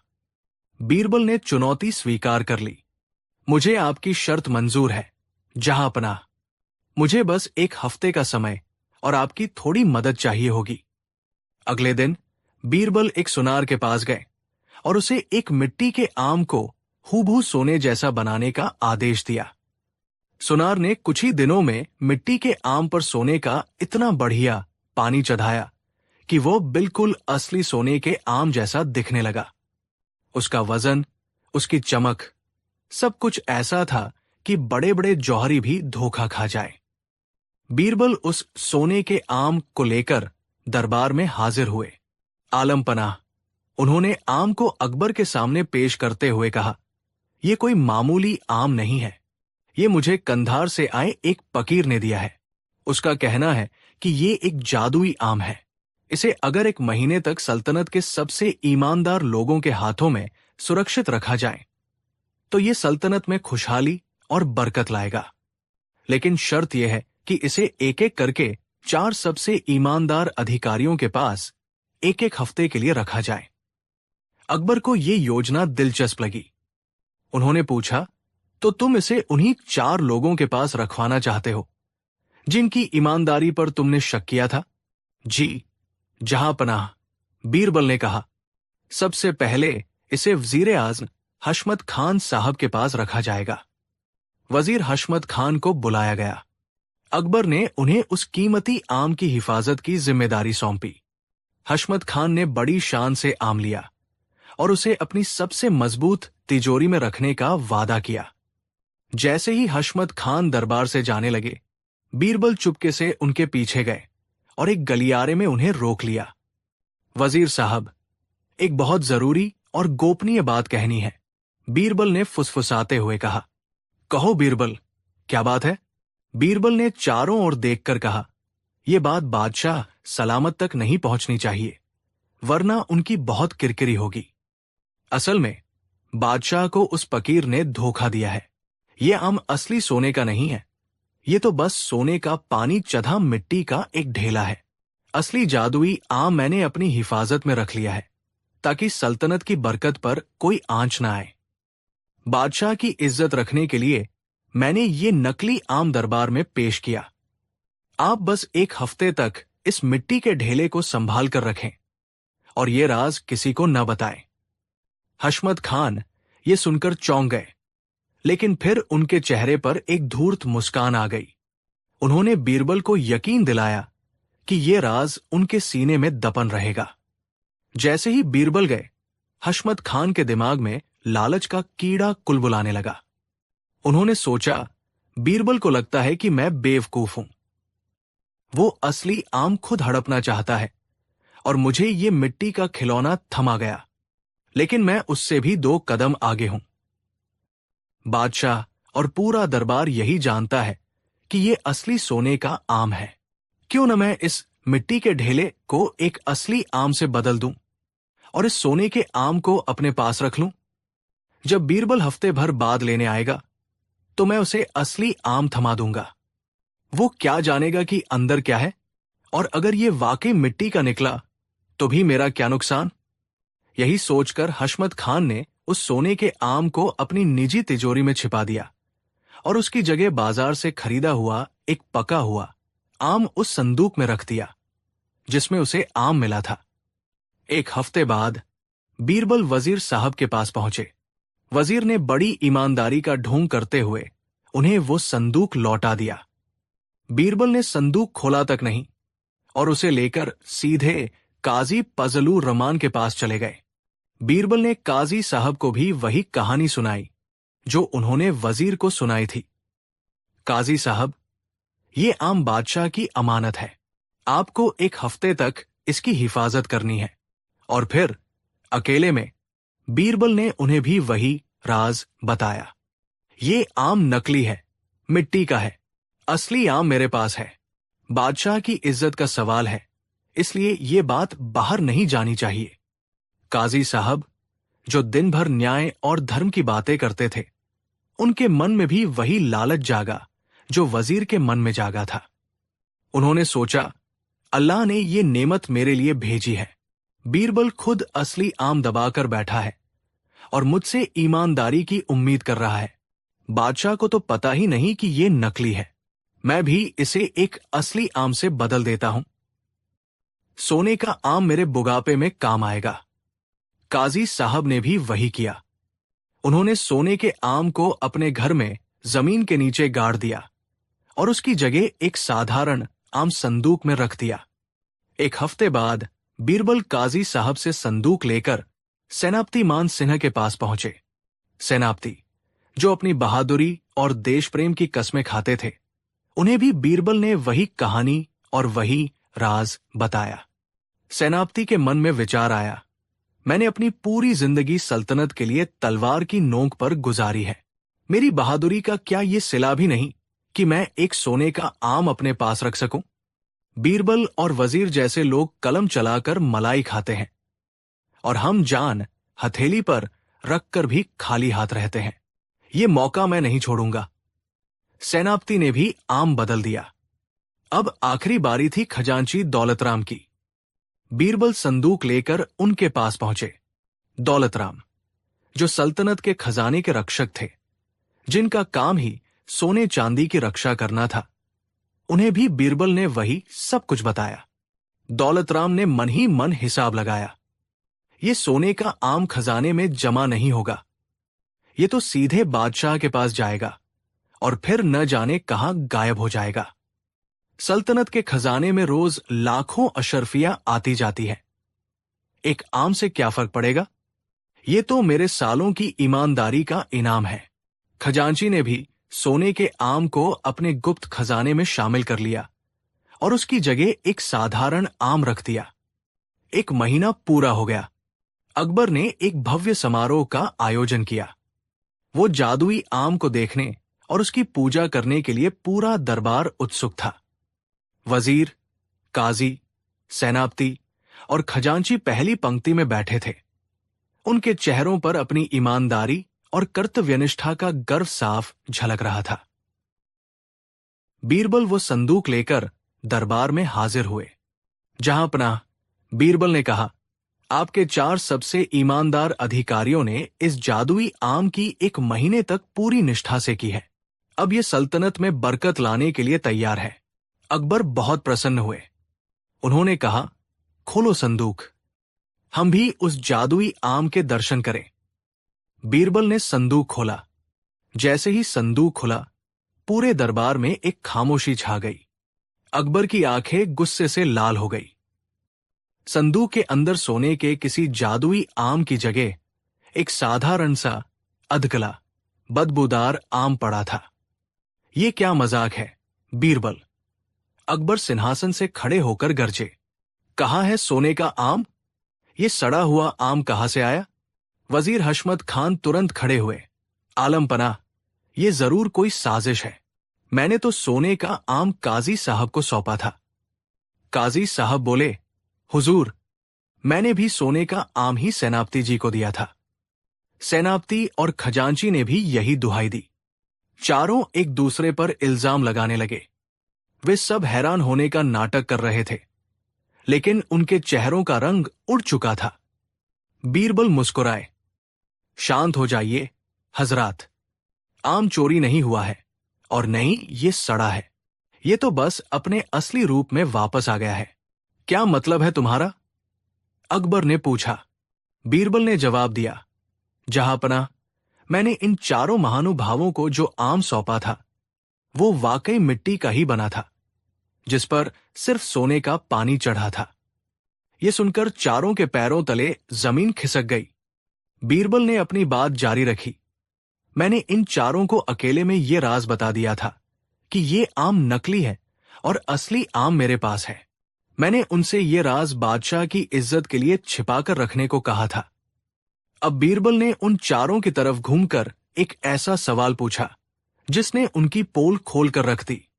अगर आप चारों को यह पता था कि संदूक में मिट्टी का एक नकली आम है, तो फिर आप चारों ने उसे एक असली खाने वाले आम से क्यों बदला? संदूक में यह सड़ा हुआ आम कहां से आया? मिट्टी तो सड़ती नहीं। ये सवाल एक तीर की तरह उन चारों के सीने में जा लगा। उनके पास कोई जवाब नहीं था। अगर वे कहते कि उन्होंने आम नहीं बदला, तो ये सड़ा हुआ आम उनकी बात को झुठला रहा था, और अगर वे मानते कि उन्होंने आम बदला, तो ये उनके लालच और बेईमानी का कबूलनामा होता। वे अपने ही बुने जाल में फंस चुके थे। उनके झुके हुए सिर और पीले पड़े चेहरे उनकी चोरी की कहानी खुद कह रहे थे। बीरबल ने अकबर से कहा, जहांपनाह, इन चारों ने यही सोचा कि बादशाह और दुनिया को तो यही पता है कि ये असली सोने का आम है। इन्होंने सोचा कि बीरबल असली आम खुद हड़प रहा है, तो क्यों ना हम भी इस नकली आम की जगह एक असली फल रखकर वो सोने का आम अपने लिए रख लें। इन सबने अलग अलग समय पर, अलग अलग जगहों पर एक ही जैसा सोचा और एक ही जैसा काम किया। फिर बीरबल ने अपनी उस बात को दोहराया जो उन्होंने 1 महीने पहले कही थी। मैंने कहा था ना, जहांपनाह, कि जब लालच बड़ा हो और पकड़े जाने का डर न हो, तो इंसान का असली चरित्र सामने आता है। ये चारों अपने पद, अपनी शान और अपनी बातों में एक दूसरे से कितने ही अलग क्यों न हों, लेकिन जब मौका मिला तो सब के सब एक ही घड़े के चट्टे-बट्टे साबित हुए। दरबार में गहरा सन्नाटा छा गया। अकबर का सिर शर्म और अफसोस से झुक गया। उन्हें अपनी गलती का एहसास हो गया था। उन्होंने लोगों को उनके पद से आका था, उनके चरित्र से नहीं। अकबर ने उन चारों को उनकी बेईमानी के लिए कड़ी सजा दी। उन्हें उनके पदों से हटा दिया गया और हुक्म दिया गया कि वे सोने के आम तुरंत खजाने में जमा कराएं। उस दिन के बाद अकबर ने कभी भी किसी की ईमानदारी पर आंख मूंद कर भरोसा नहीं किया। वो समझ गए थे कि इंसान की फितरत बहुत जटिल है और किसी को भी परखने के लिए उसे कसौटी पर कसना जरूरी होता है। और ये कहानी हमेशा के लिए इतिहास में दर्ज हो गई, जो ये सिखाती है कि मौके और लालच के सामने बड़े बड़े सूरमा भी एक जैसे ही साबित होते हैं। कहानी 6। हिंदुस्तान की सरजमी पर जब मुगलिया सल्तनत का परचम लहराता था तो उसकी राजधानी आगरा सिर्फ ताकत का ही नहीं बल्कि अजबगजब किस्सों का भी केंद्र हुआ करती थी। और इन किस्सों की जान होते थे शहंशाह अकबर और उनके नवरत्नों में सबसे चमकदार हीरे बीरबल। ये कहानी भी एक ऐसे ही दिन की है जब बादशाह अकबर के मन में एक ऐसी शरारत सूझी जिसने पूरे आगरा शहर को उलझन में डाल दिया और बीरबल की बुद्धि को एक अनोखी चुनौती दे डाली। उस दिन दरबार की कार्यवाही रोज की तरह ही चल रही थी। मंत्री सल्तनत के हिसाब किताब पेश कर रहे थे, सेनापति सरहदों की सुरक्षा का ब्यौरा दे रहे थे और न्यायाधीश इंसाफ के मामलों पर चर्चा कर रहे थे। लेकिन शहंशाह अकबर का मन इन गंभीर बातों से ऊब चुका था। उनकी आंखें कभी छत पर बनी खूबसूरत नक्काशी को देखती तो कभी खिड़की से बाहर शाही बाग में उड़ते कबूतरों को। उनके मन में एक खालीपन था, एक बेचैनी थी। वो कुछ ऐसा करना चाहते थे जो आज से पहले कभी न हुआ हो, कुछ ऐसा जो उनकी सल्तनत की रोजमर्रा की एकरसता को तोड़ दे। और जब भी बादशाह के मन में ऐसी कोई खुराफात आती तो उनकी नजरें अनायास ही अपने सबसे चतुर सलाहकार बीरबल को ढूंढने लगती। बीरबल हमेशा की तरह शांत और गंभीर मुद्रा में बैठे सब कुछ ध्यान से सुन रहे थे। उनके चेहरे पर एक ऐसी स्थिरता थी मानो दुनिया की कोई भी समस्या उन्हें विचलित नहीं कर सकती थी। अकबर को बीरबल का यही आत्मविश्वास कभी कभी चुभता था। उन्हें लगता था कि बीरबल हर पहेली को इतनी आसानी से कैसे सुलझा लेते हैं। क्या कोई ऐसी चुनौती नहीं है जो बीरबल के दिमाग को भी चकरा दे? इसी सोच के साथ अकबर के होंठों पर एक रहस्यमयी मुस्कान तैर गई। उन्होंने हाथ उठाकर दरबार की कार्यवाही को रोक दिया। पूरे दरबार में सन्नाटा छा गया। सब समझ गए कि अब बादशाह कुछ खास कहने वाले हैं। अकबर ने अपनी भारी रौबदार आवाज में कहा, आज हमारा मन सल्तनत के इन सूखे मामलों से ऊब गया है। हम कुछ अनोखा देखना चाहते हैं। उन्होंने अपनी तीखी नजरें बीरबल पर गड़ा दी। बीरबल, तुम हमेशा कहते हो कि इस दुनिया में कुछ भी नामुमकिन नहीं है अगर दिमाग का सही इस्तेमाल किया जाए। आज हम तुम्हारे इसी दिमाग की परीक्षा लेना चाहते हैं। बीरबल अपनी जगह से उठे और अदब से झुके। हुक्म कीजिए जहांपनाह, ये दास आपकी हर आज्ञा का पालन करने के लिए तैयार है। अकबर अपनी गद्दी से थोड़ा आगे की ओर झुके। उनकी आंखों में शरारत नाच रही थी। उन्होंने एक ऐसा हुक्म दिया जिसे सुनकर पूरा दरबार सन्न रह गया। बीरबल, हम चाहते हैं कि कल सुबह सूरज उगने से पहले आगरा शहर के सारे कुएं हमारे इस शाही बाग में हाजिर हों। हम उन सबसे व्यक्तिगत रूप से मिलना चाहते हैं। एक पल के लिए दरबार में ऐसी खामोशी छा गई जैसे सबकी सांसें रुक गई हों। कुएं चलकर दरबार में आएंगे? ये कैसा हुक्म था? ये तो सरासर पागलपन था। कुछ दरबारी जो बीरबल से जलते थे अपनी हंसी दबाने की कोशिश करने लगे। उन्हें लगा कि आज बीरबल बुरी तरह फंस गए हैं। भला कोई कुओं को कैसे चलाकर ला सकता है? मुल्ला दो प्याजा, जो बीरबल को नीचा दिखाने का कोई मौका नहीं छोड़ते थे, तुरंत बोल पड़े, आलम पनाह, ये तो एक शानदार हुक्म है। अब देखना यह है कि बीरबल जी, जो खुद को अक्ल का समंदर समझते हैं, इस हुक्म को कैसे पूरा करते हैं। अकबर ने बीरबल की ओर देखा। क्यों बीरबल, क्या कहते हो? क्या तुम हमारे हुक्म की तामील कर पाओगे? याद रहे, अगर कल सुबह तक कोई यहां नहीं पहुंचे तो तुम्हें हमारी नाराजगी का सामना करना पड़ेगा। और तुम जानते हो कि हमारी नाराजगी का अंजाम क्या होता है। ये एक सीधी सीधी धमकी थी। अब ये सिर्फ एक मजाक नहीं, बल्कि बीरबल के सम्मान और शायद उनकी जान का भी सवाल था। सबकी नजरें बीरबल पर थी। उनके चेहरे पर न कोई घबराहट थी, न कोई परेशानी। उन्होंने एक पल के लिए अपनी आंखें बंद की, जैसे कुछ सोच रहे हों, और फिर एक शांत मुस्कान के साथ बोले, जहांपनाह, जब हुक्म आपका है तो कुओं को तो क्या, पहाड़ों को भी चलकर आना पड़ेगा। आपका हुक्म जरूर पूरा होगा। फिर वो थोड़ा रुके और बोले, लेकिन आलमपनाह, शहर के कुएं बहुत पुराने और सम्मानित हैं। वे शाही मेहमान हैं। उन्हें यहां तक लाने के लिए कुछ इंतजामात करने होंगे। इसके लिए मुझे आज की रात का वक्त और शहर के कोतवाल की मदद चाहिए होगी। अकबर हैरान थे। उन्हें उम्मीद थी कि बीरबल कोई बहाना बनाएंगे या माफी मांगेंगे, लेकिन वह तो इस असंभव काम को करने के लिए तैयार हो गए थे। अकबर ने कहा, ठीक है, तुम्हें पूरी रात का वक्त और कोतवाल का साथ दिया जाता है, लेकिन हमारी शर्त याद रखना। जो हुक्म, जहांपनाह कहकर बीरबल ने सलाम किया और दरबार से बाहर चले गए। उनके जाने के बाद दरबार में कानाफूसी और हंसी का दौर शुरू हो गया।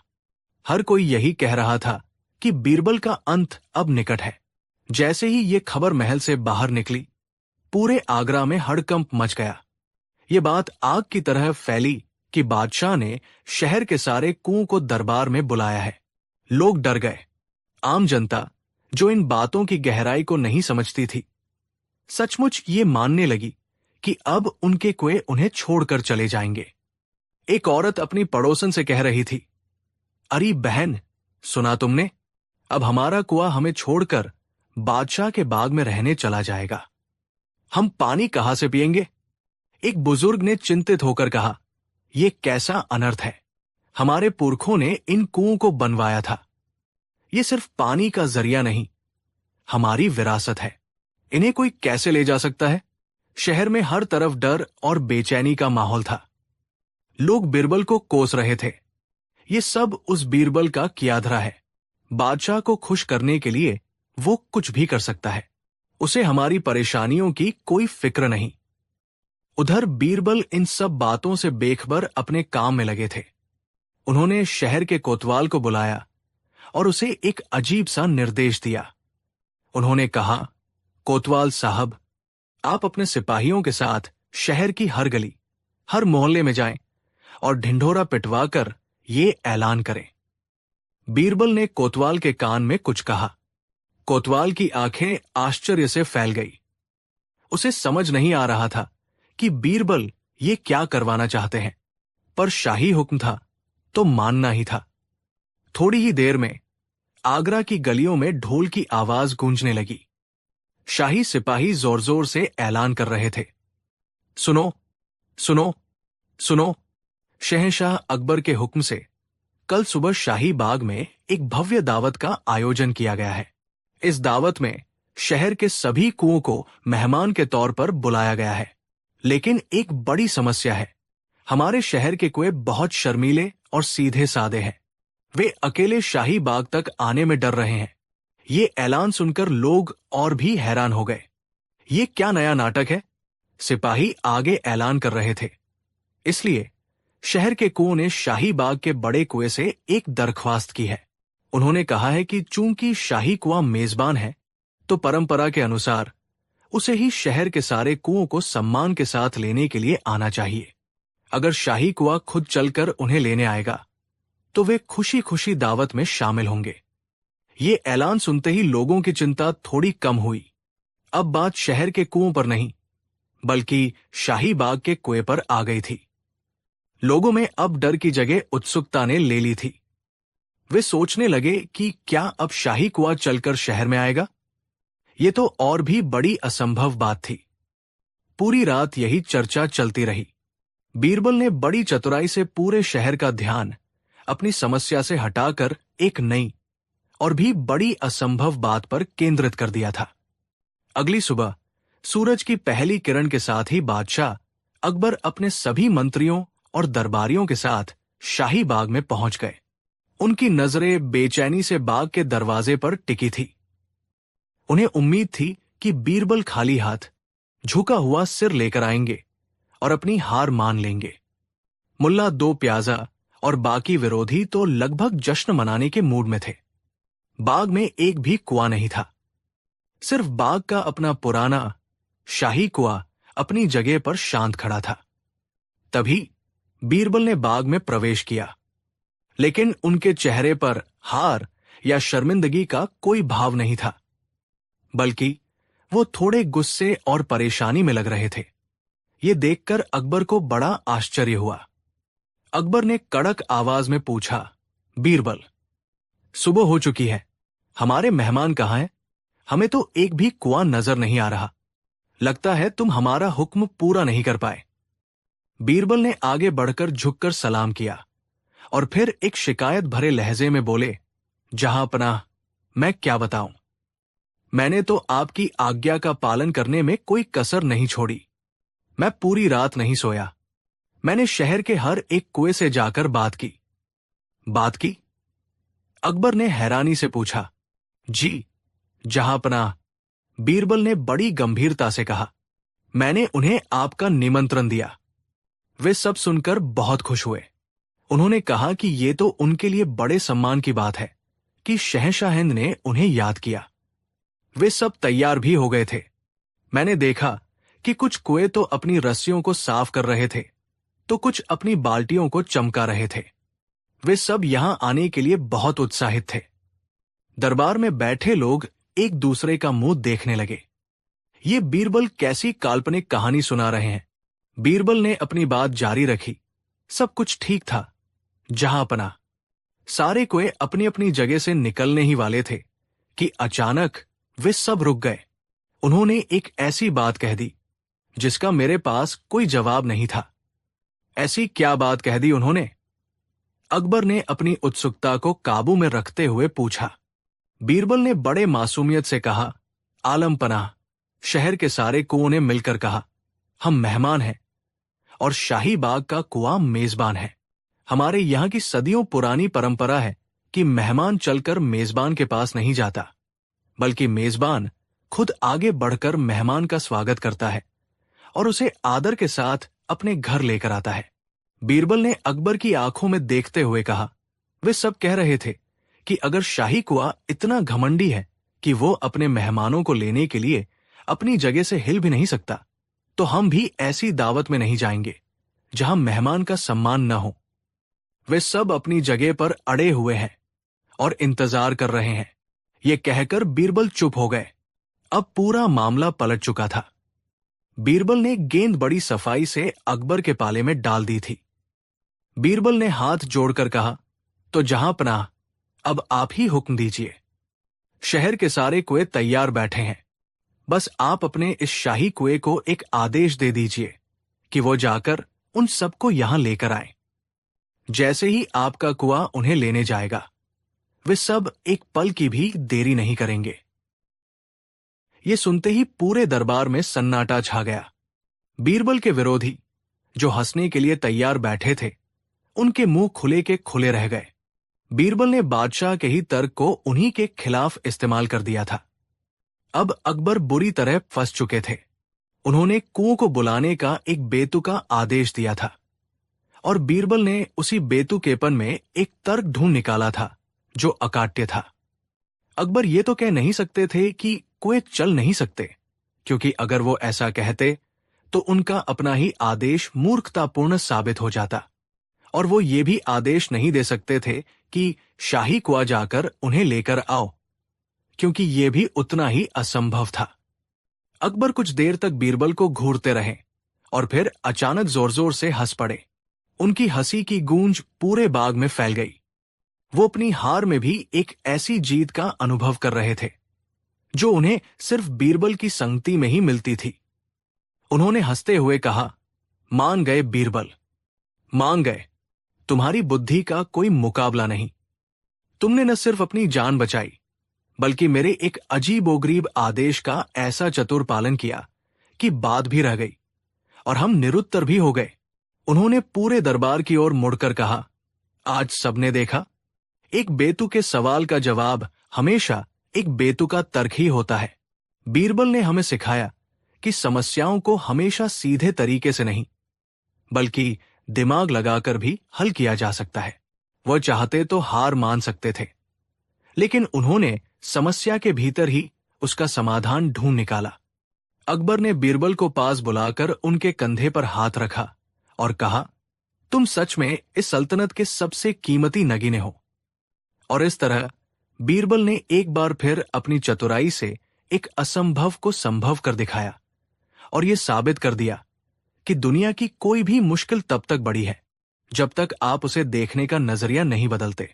यह किस्सा आज भी हमें सिखाता है कि कभी कभी सबसे जटिल समस्याओं का हल सबसे सरल और रचनात्मक सोच में छिपा होता है।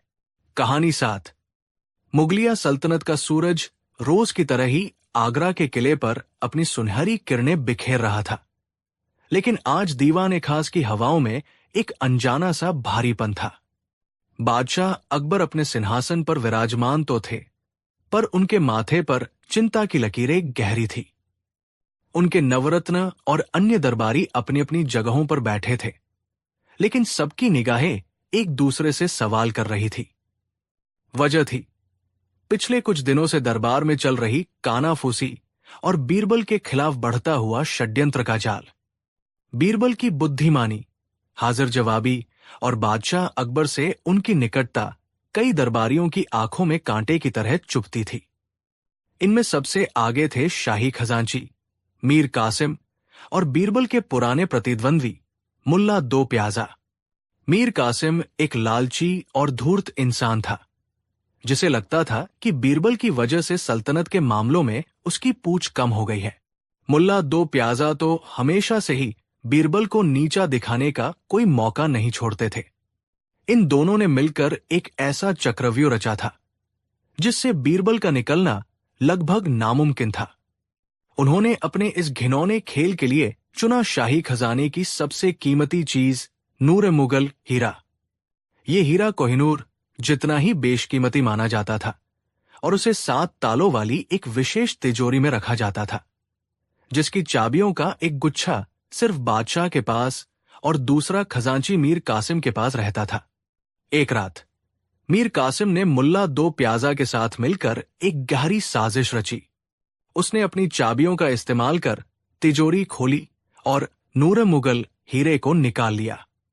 फिर उसने बीरबल के एक पुराने नौकर करीम को बुलाया।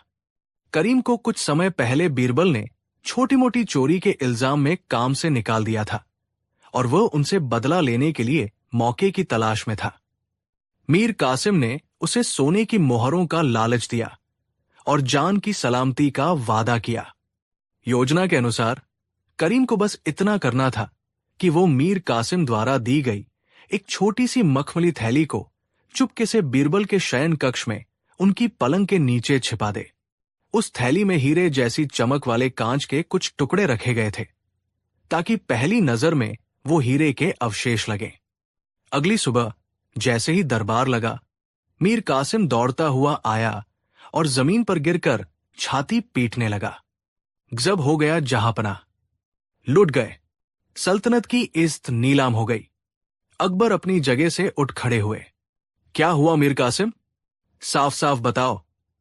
मीर कासिम ने रोते हुए कहा, आलम पनाह, शाही खजाने से नूर मुगल हीरा चोरी हो गया है। तिजोरी का ताला तो सही सलामत है, लेकिन हीरा गायब है।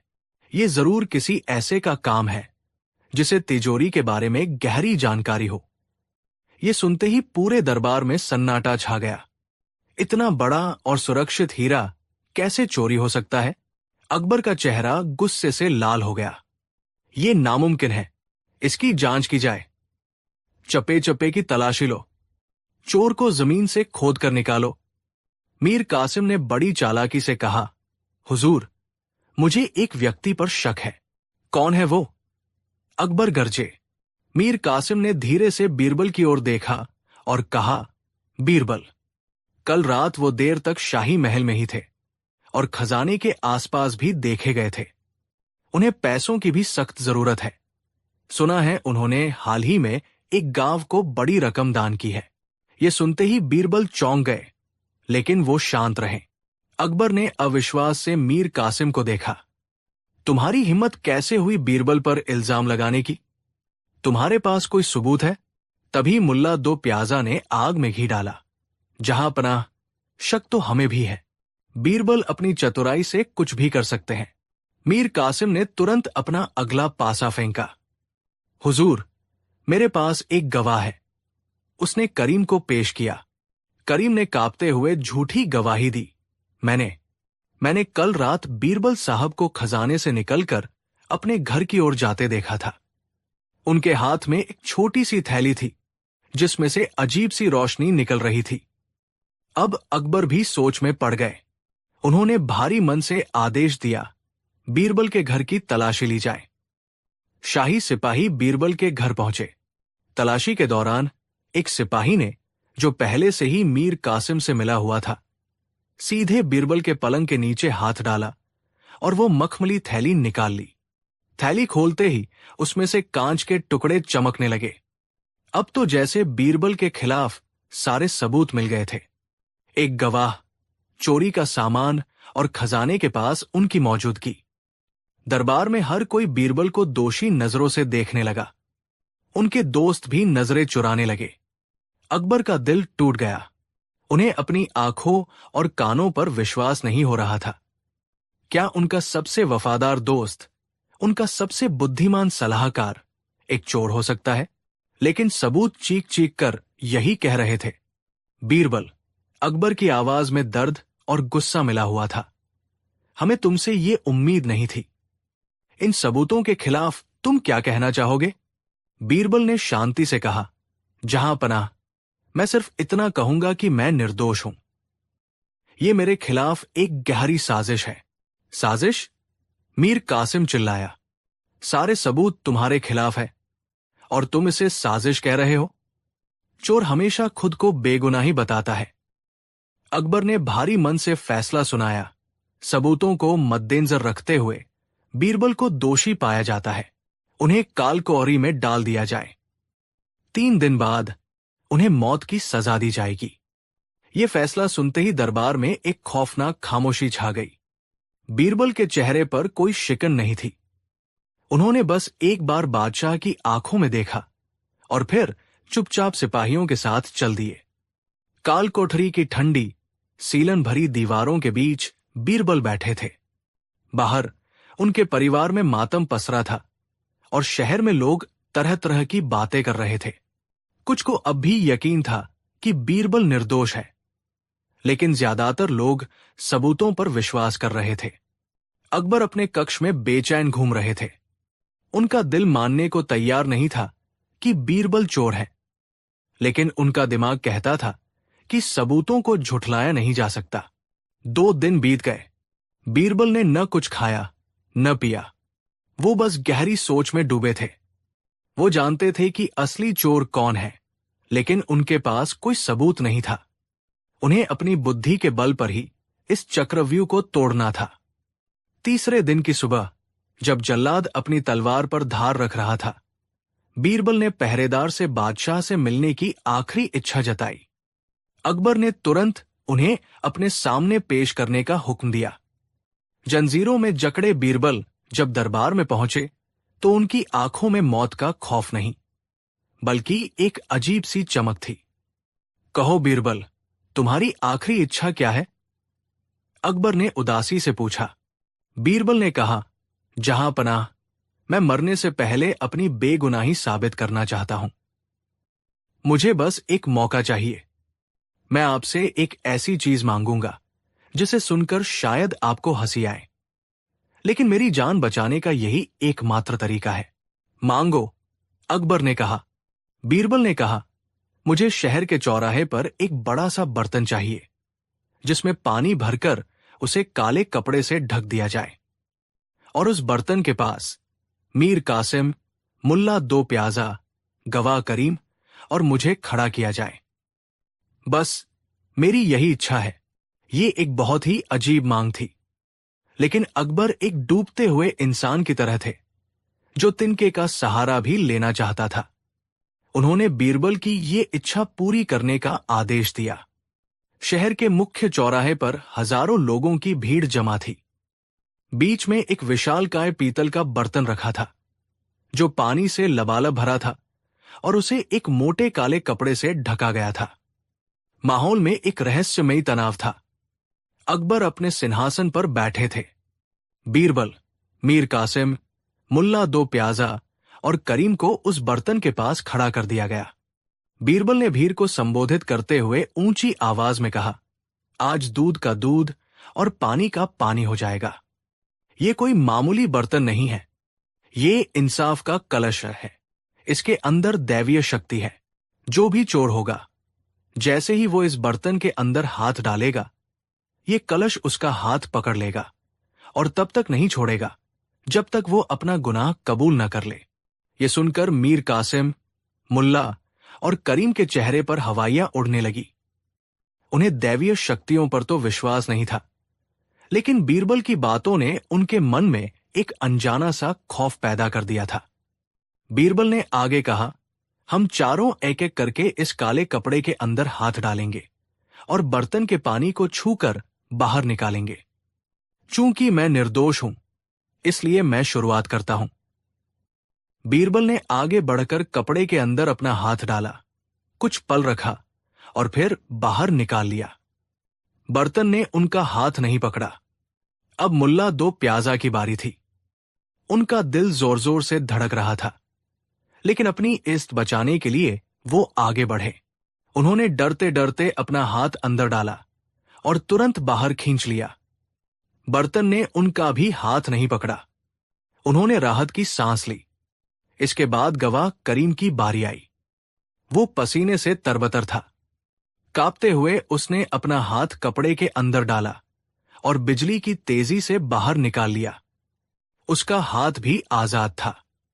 अब आखिर में शाही खजांची मीर कासिम की बारी थी। वो मन ही मन हंस रहा था कि बीरबल का ये बचकाना जादू काम नहीं कर रहा। वो बड़े आत्मविश्वास के साथ आगे बढ़ा। उसने भी अपना हाथ अंदर डाला और बाहर निकाल लिया। कुछ नहीं हुआ। मीर कासिम जोर से हंसा। देखा जहांपना, ये सब बीरबल का ढोंग है। ये कोई जादुई बर्तन नहीं है। अब इसे इसकी सजा दी जाए। लेकिन बीरबल के चेहरे पर एक विजयी मुस्कान थी। उन्होंने बादशाह से कहा, आलम पनाह, अब आप हम चारों को अपने हाथ दिखाने का हुक्म दे। अकबर ने आदेश दिया। सबसे पहले बीरबल ने अपना हाथ आगे किया। उनका हाथ गीला था और उस पर कालिख लगी हुई थी। फिर मुल्ला दो प्याजा ने अपना हाथ दिखाया। उनका हाथ सूखा था, उस पर कोई कालिख नहीं थी। फिर करीम ने अपना हाथ दिखाया। उसका हाथ भी पूरी तरह सूखा और साफ था। और आखिर में मीर कासिम ने जब अपना हाथ दिखाया तो उसका हाथ भी बिल्कुल सूखा था। एक पल के लिए कोई कुछ समझ नहीं पाया। फिर बीरबल ने रहस्य से पर्दा उठाया। जहांपनाह, उन्होंने ऊंची आवाज में कहा, इस बर्तन में कोई जादू नहीं था। मैंने बस इसके अंदर पानी के ऊपर मोटी कालिख, सूट की एक परत बिछा दी थी। मुझे पता था कि जो निर्दोष है उसे किसी दैवीय शक्ति का डर नहीं होगा और वो बेझिझक अपना हाथ पानी में डालेगा, जिससे उसका हाथ गीला भी होगा और उस पर कालिख भी लग जाएगी। लेकिन चोर, जिसके मन में पाप था, वो इस डर से कि कहीं बर्तन सच में उसका हाथ न पकड़ ले, सिर्फ हाथ अंदर डालने का नाटक करेगा और पानी को छुएगा ही नहीं, इसलिए उसका हाथ सूखा और साफ रह जाएगा। बीरबल ने मीर कासिम, मुल्ला और करीम की ओर इशारा करते हुए कहा, इन तीनों के सूखे हाथ इस बात का सबूत है कि ये ही असली चोर है। इन्होंने डर के मारे पानी को छुआ तक नहीं। ये सुनते ही जैसे भीड़ पर बिजली गिर गई। मीर कासिम, मुल्ला और करीम के चेहरे सफेद पड़ गए। उनका झूठ पकड़ा जा चुका था। करीम तुरंत जमीन पर गिरकर रोने लगा और उसने सारी साजिश उगल दी। उसने बताया कि कैसे मीर कासिम और मुल्ला ने उसे लालच देकर ये काम करवाया और असली हीरा मीर कासिम के तहखाने में छिपा है। अकबर गुस्से से आगब बुला हो उठे। उन्होंने तुरंत सिपाहियों को मीर कासिम के घर भेजा, जहां तहखाने से नूर मुगल हीरा बरामद हो गया। शहंशाह अकबर अपने सिंहासन से उतरे और सीधे बीरबल के पास आए। उन्होंने खुद अपने हाथों से बीरबल की जंजीरें खोली और उन्हें गले से लगा लिया। उनकी आंखों में पश्चाताप के आंसू थे। हमें माफ कर दो बीरबल, हम सबूतों के धोखे में आ गए और अपने सबसे अनमोल हीरे को ही पहचानने में गलती कर बैठे। उन्होंने मीर कासिम, मुल्ला दो प्याजा और करीम को देशद्रोह और चोरी के जुर्म में उम्र कैद की सजा सुनाई। उस दिन पूरे आगरा ने एक बार फिर बीरबल की बुद्धि का लोहा माना। उन्होंने साबित कर दिया था कि सबसे बड़ी अदालत इंसान का अपना ज़मीर होती है और बुद्धि सबसे बड़ा हथियार है, जिससे किसी भी झूठे केस और साजिश के चक्रव्यूह को तोड़ा जा सकता है।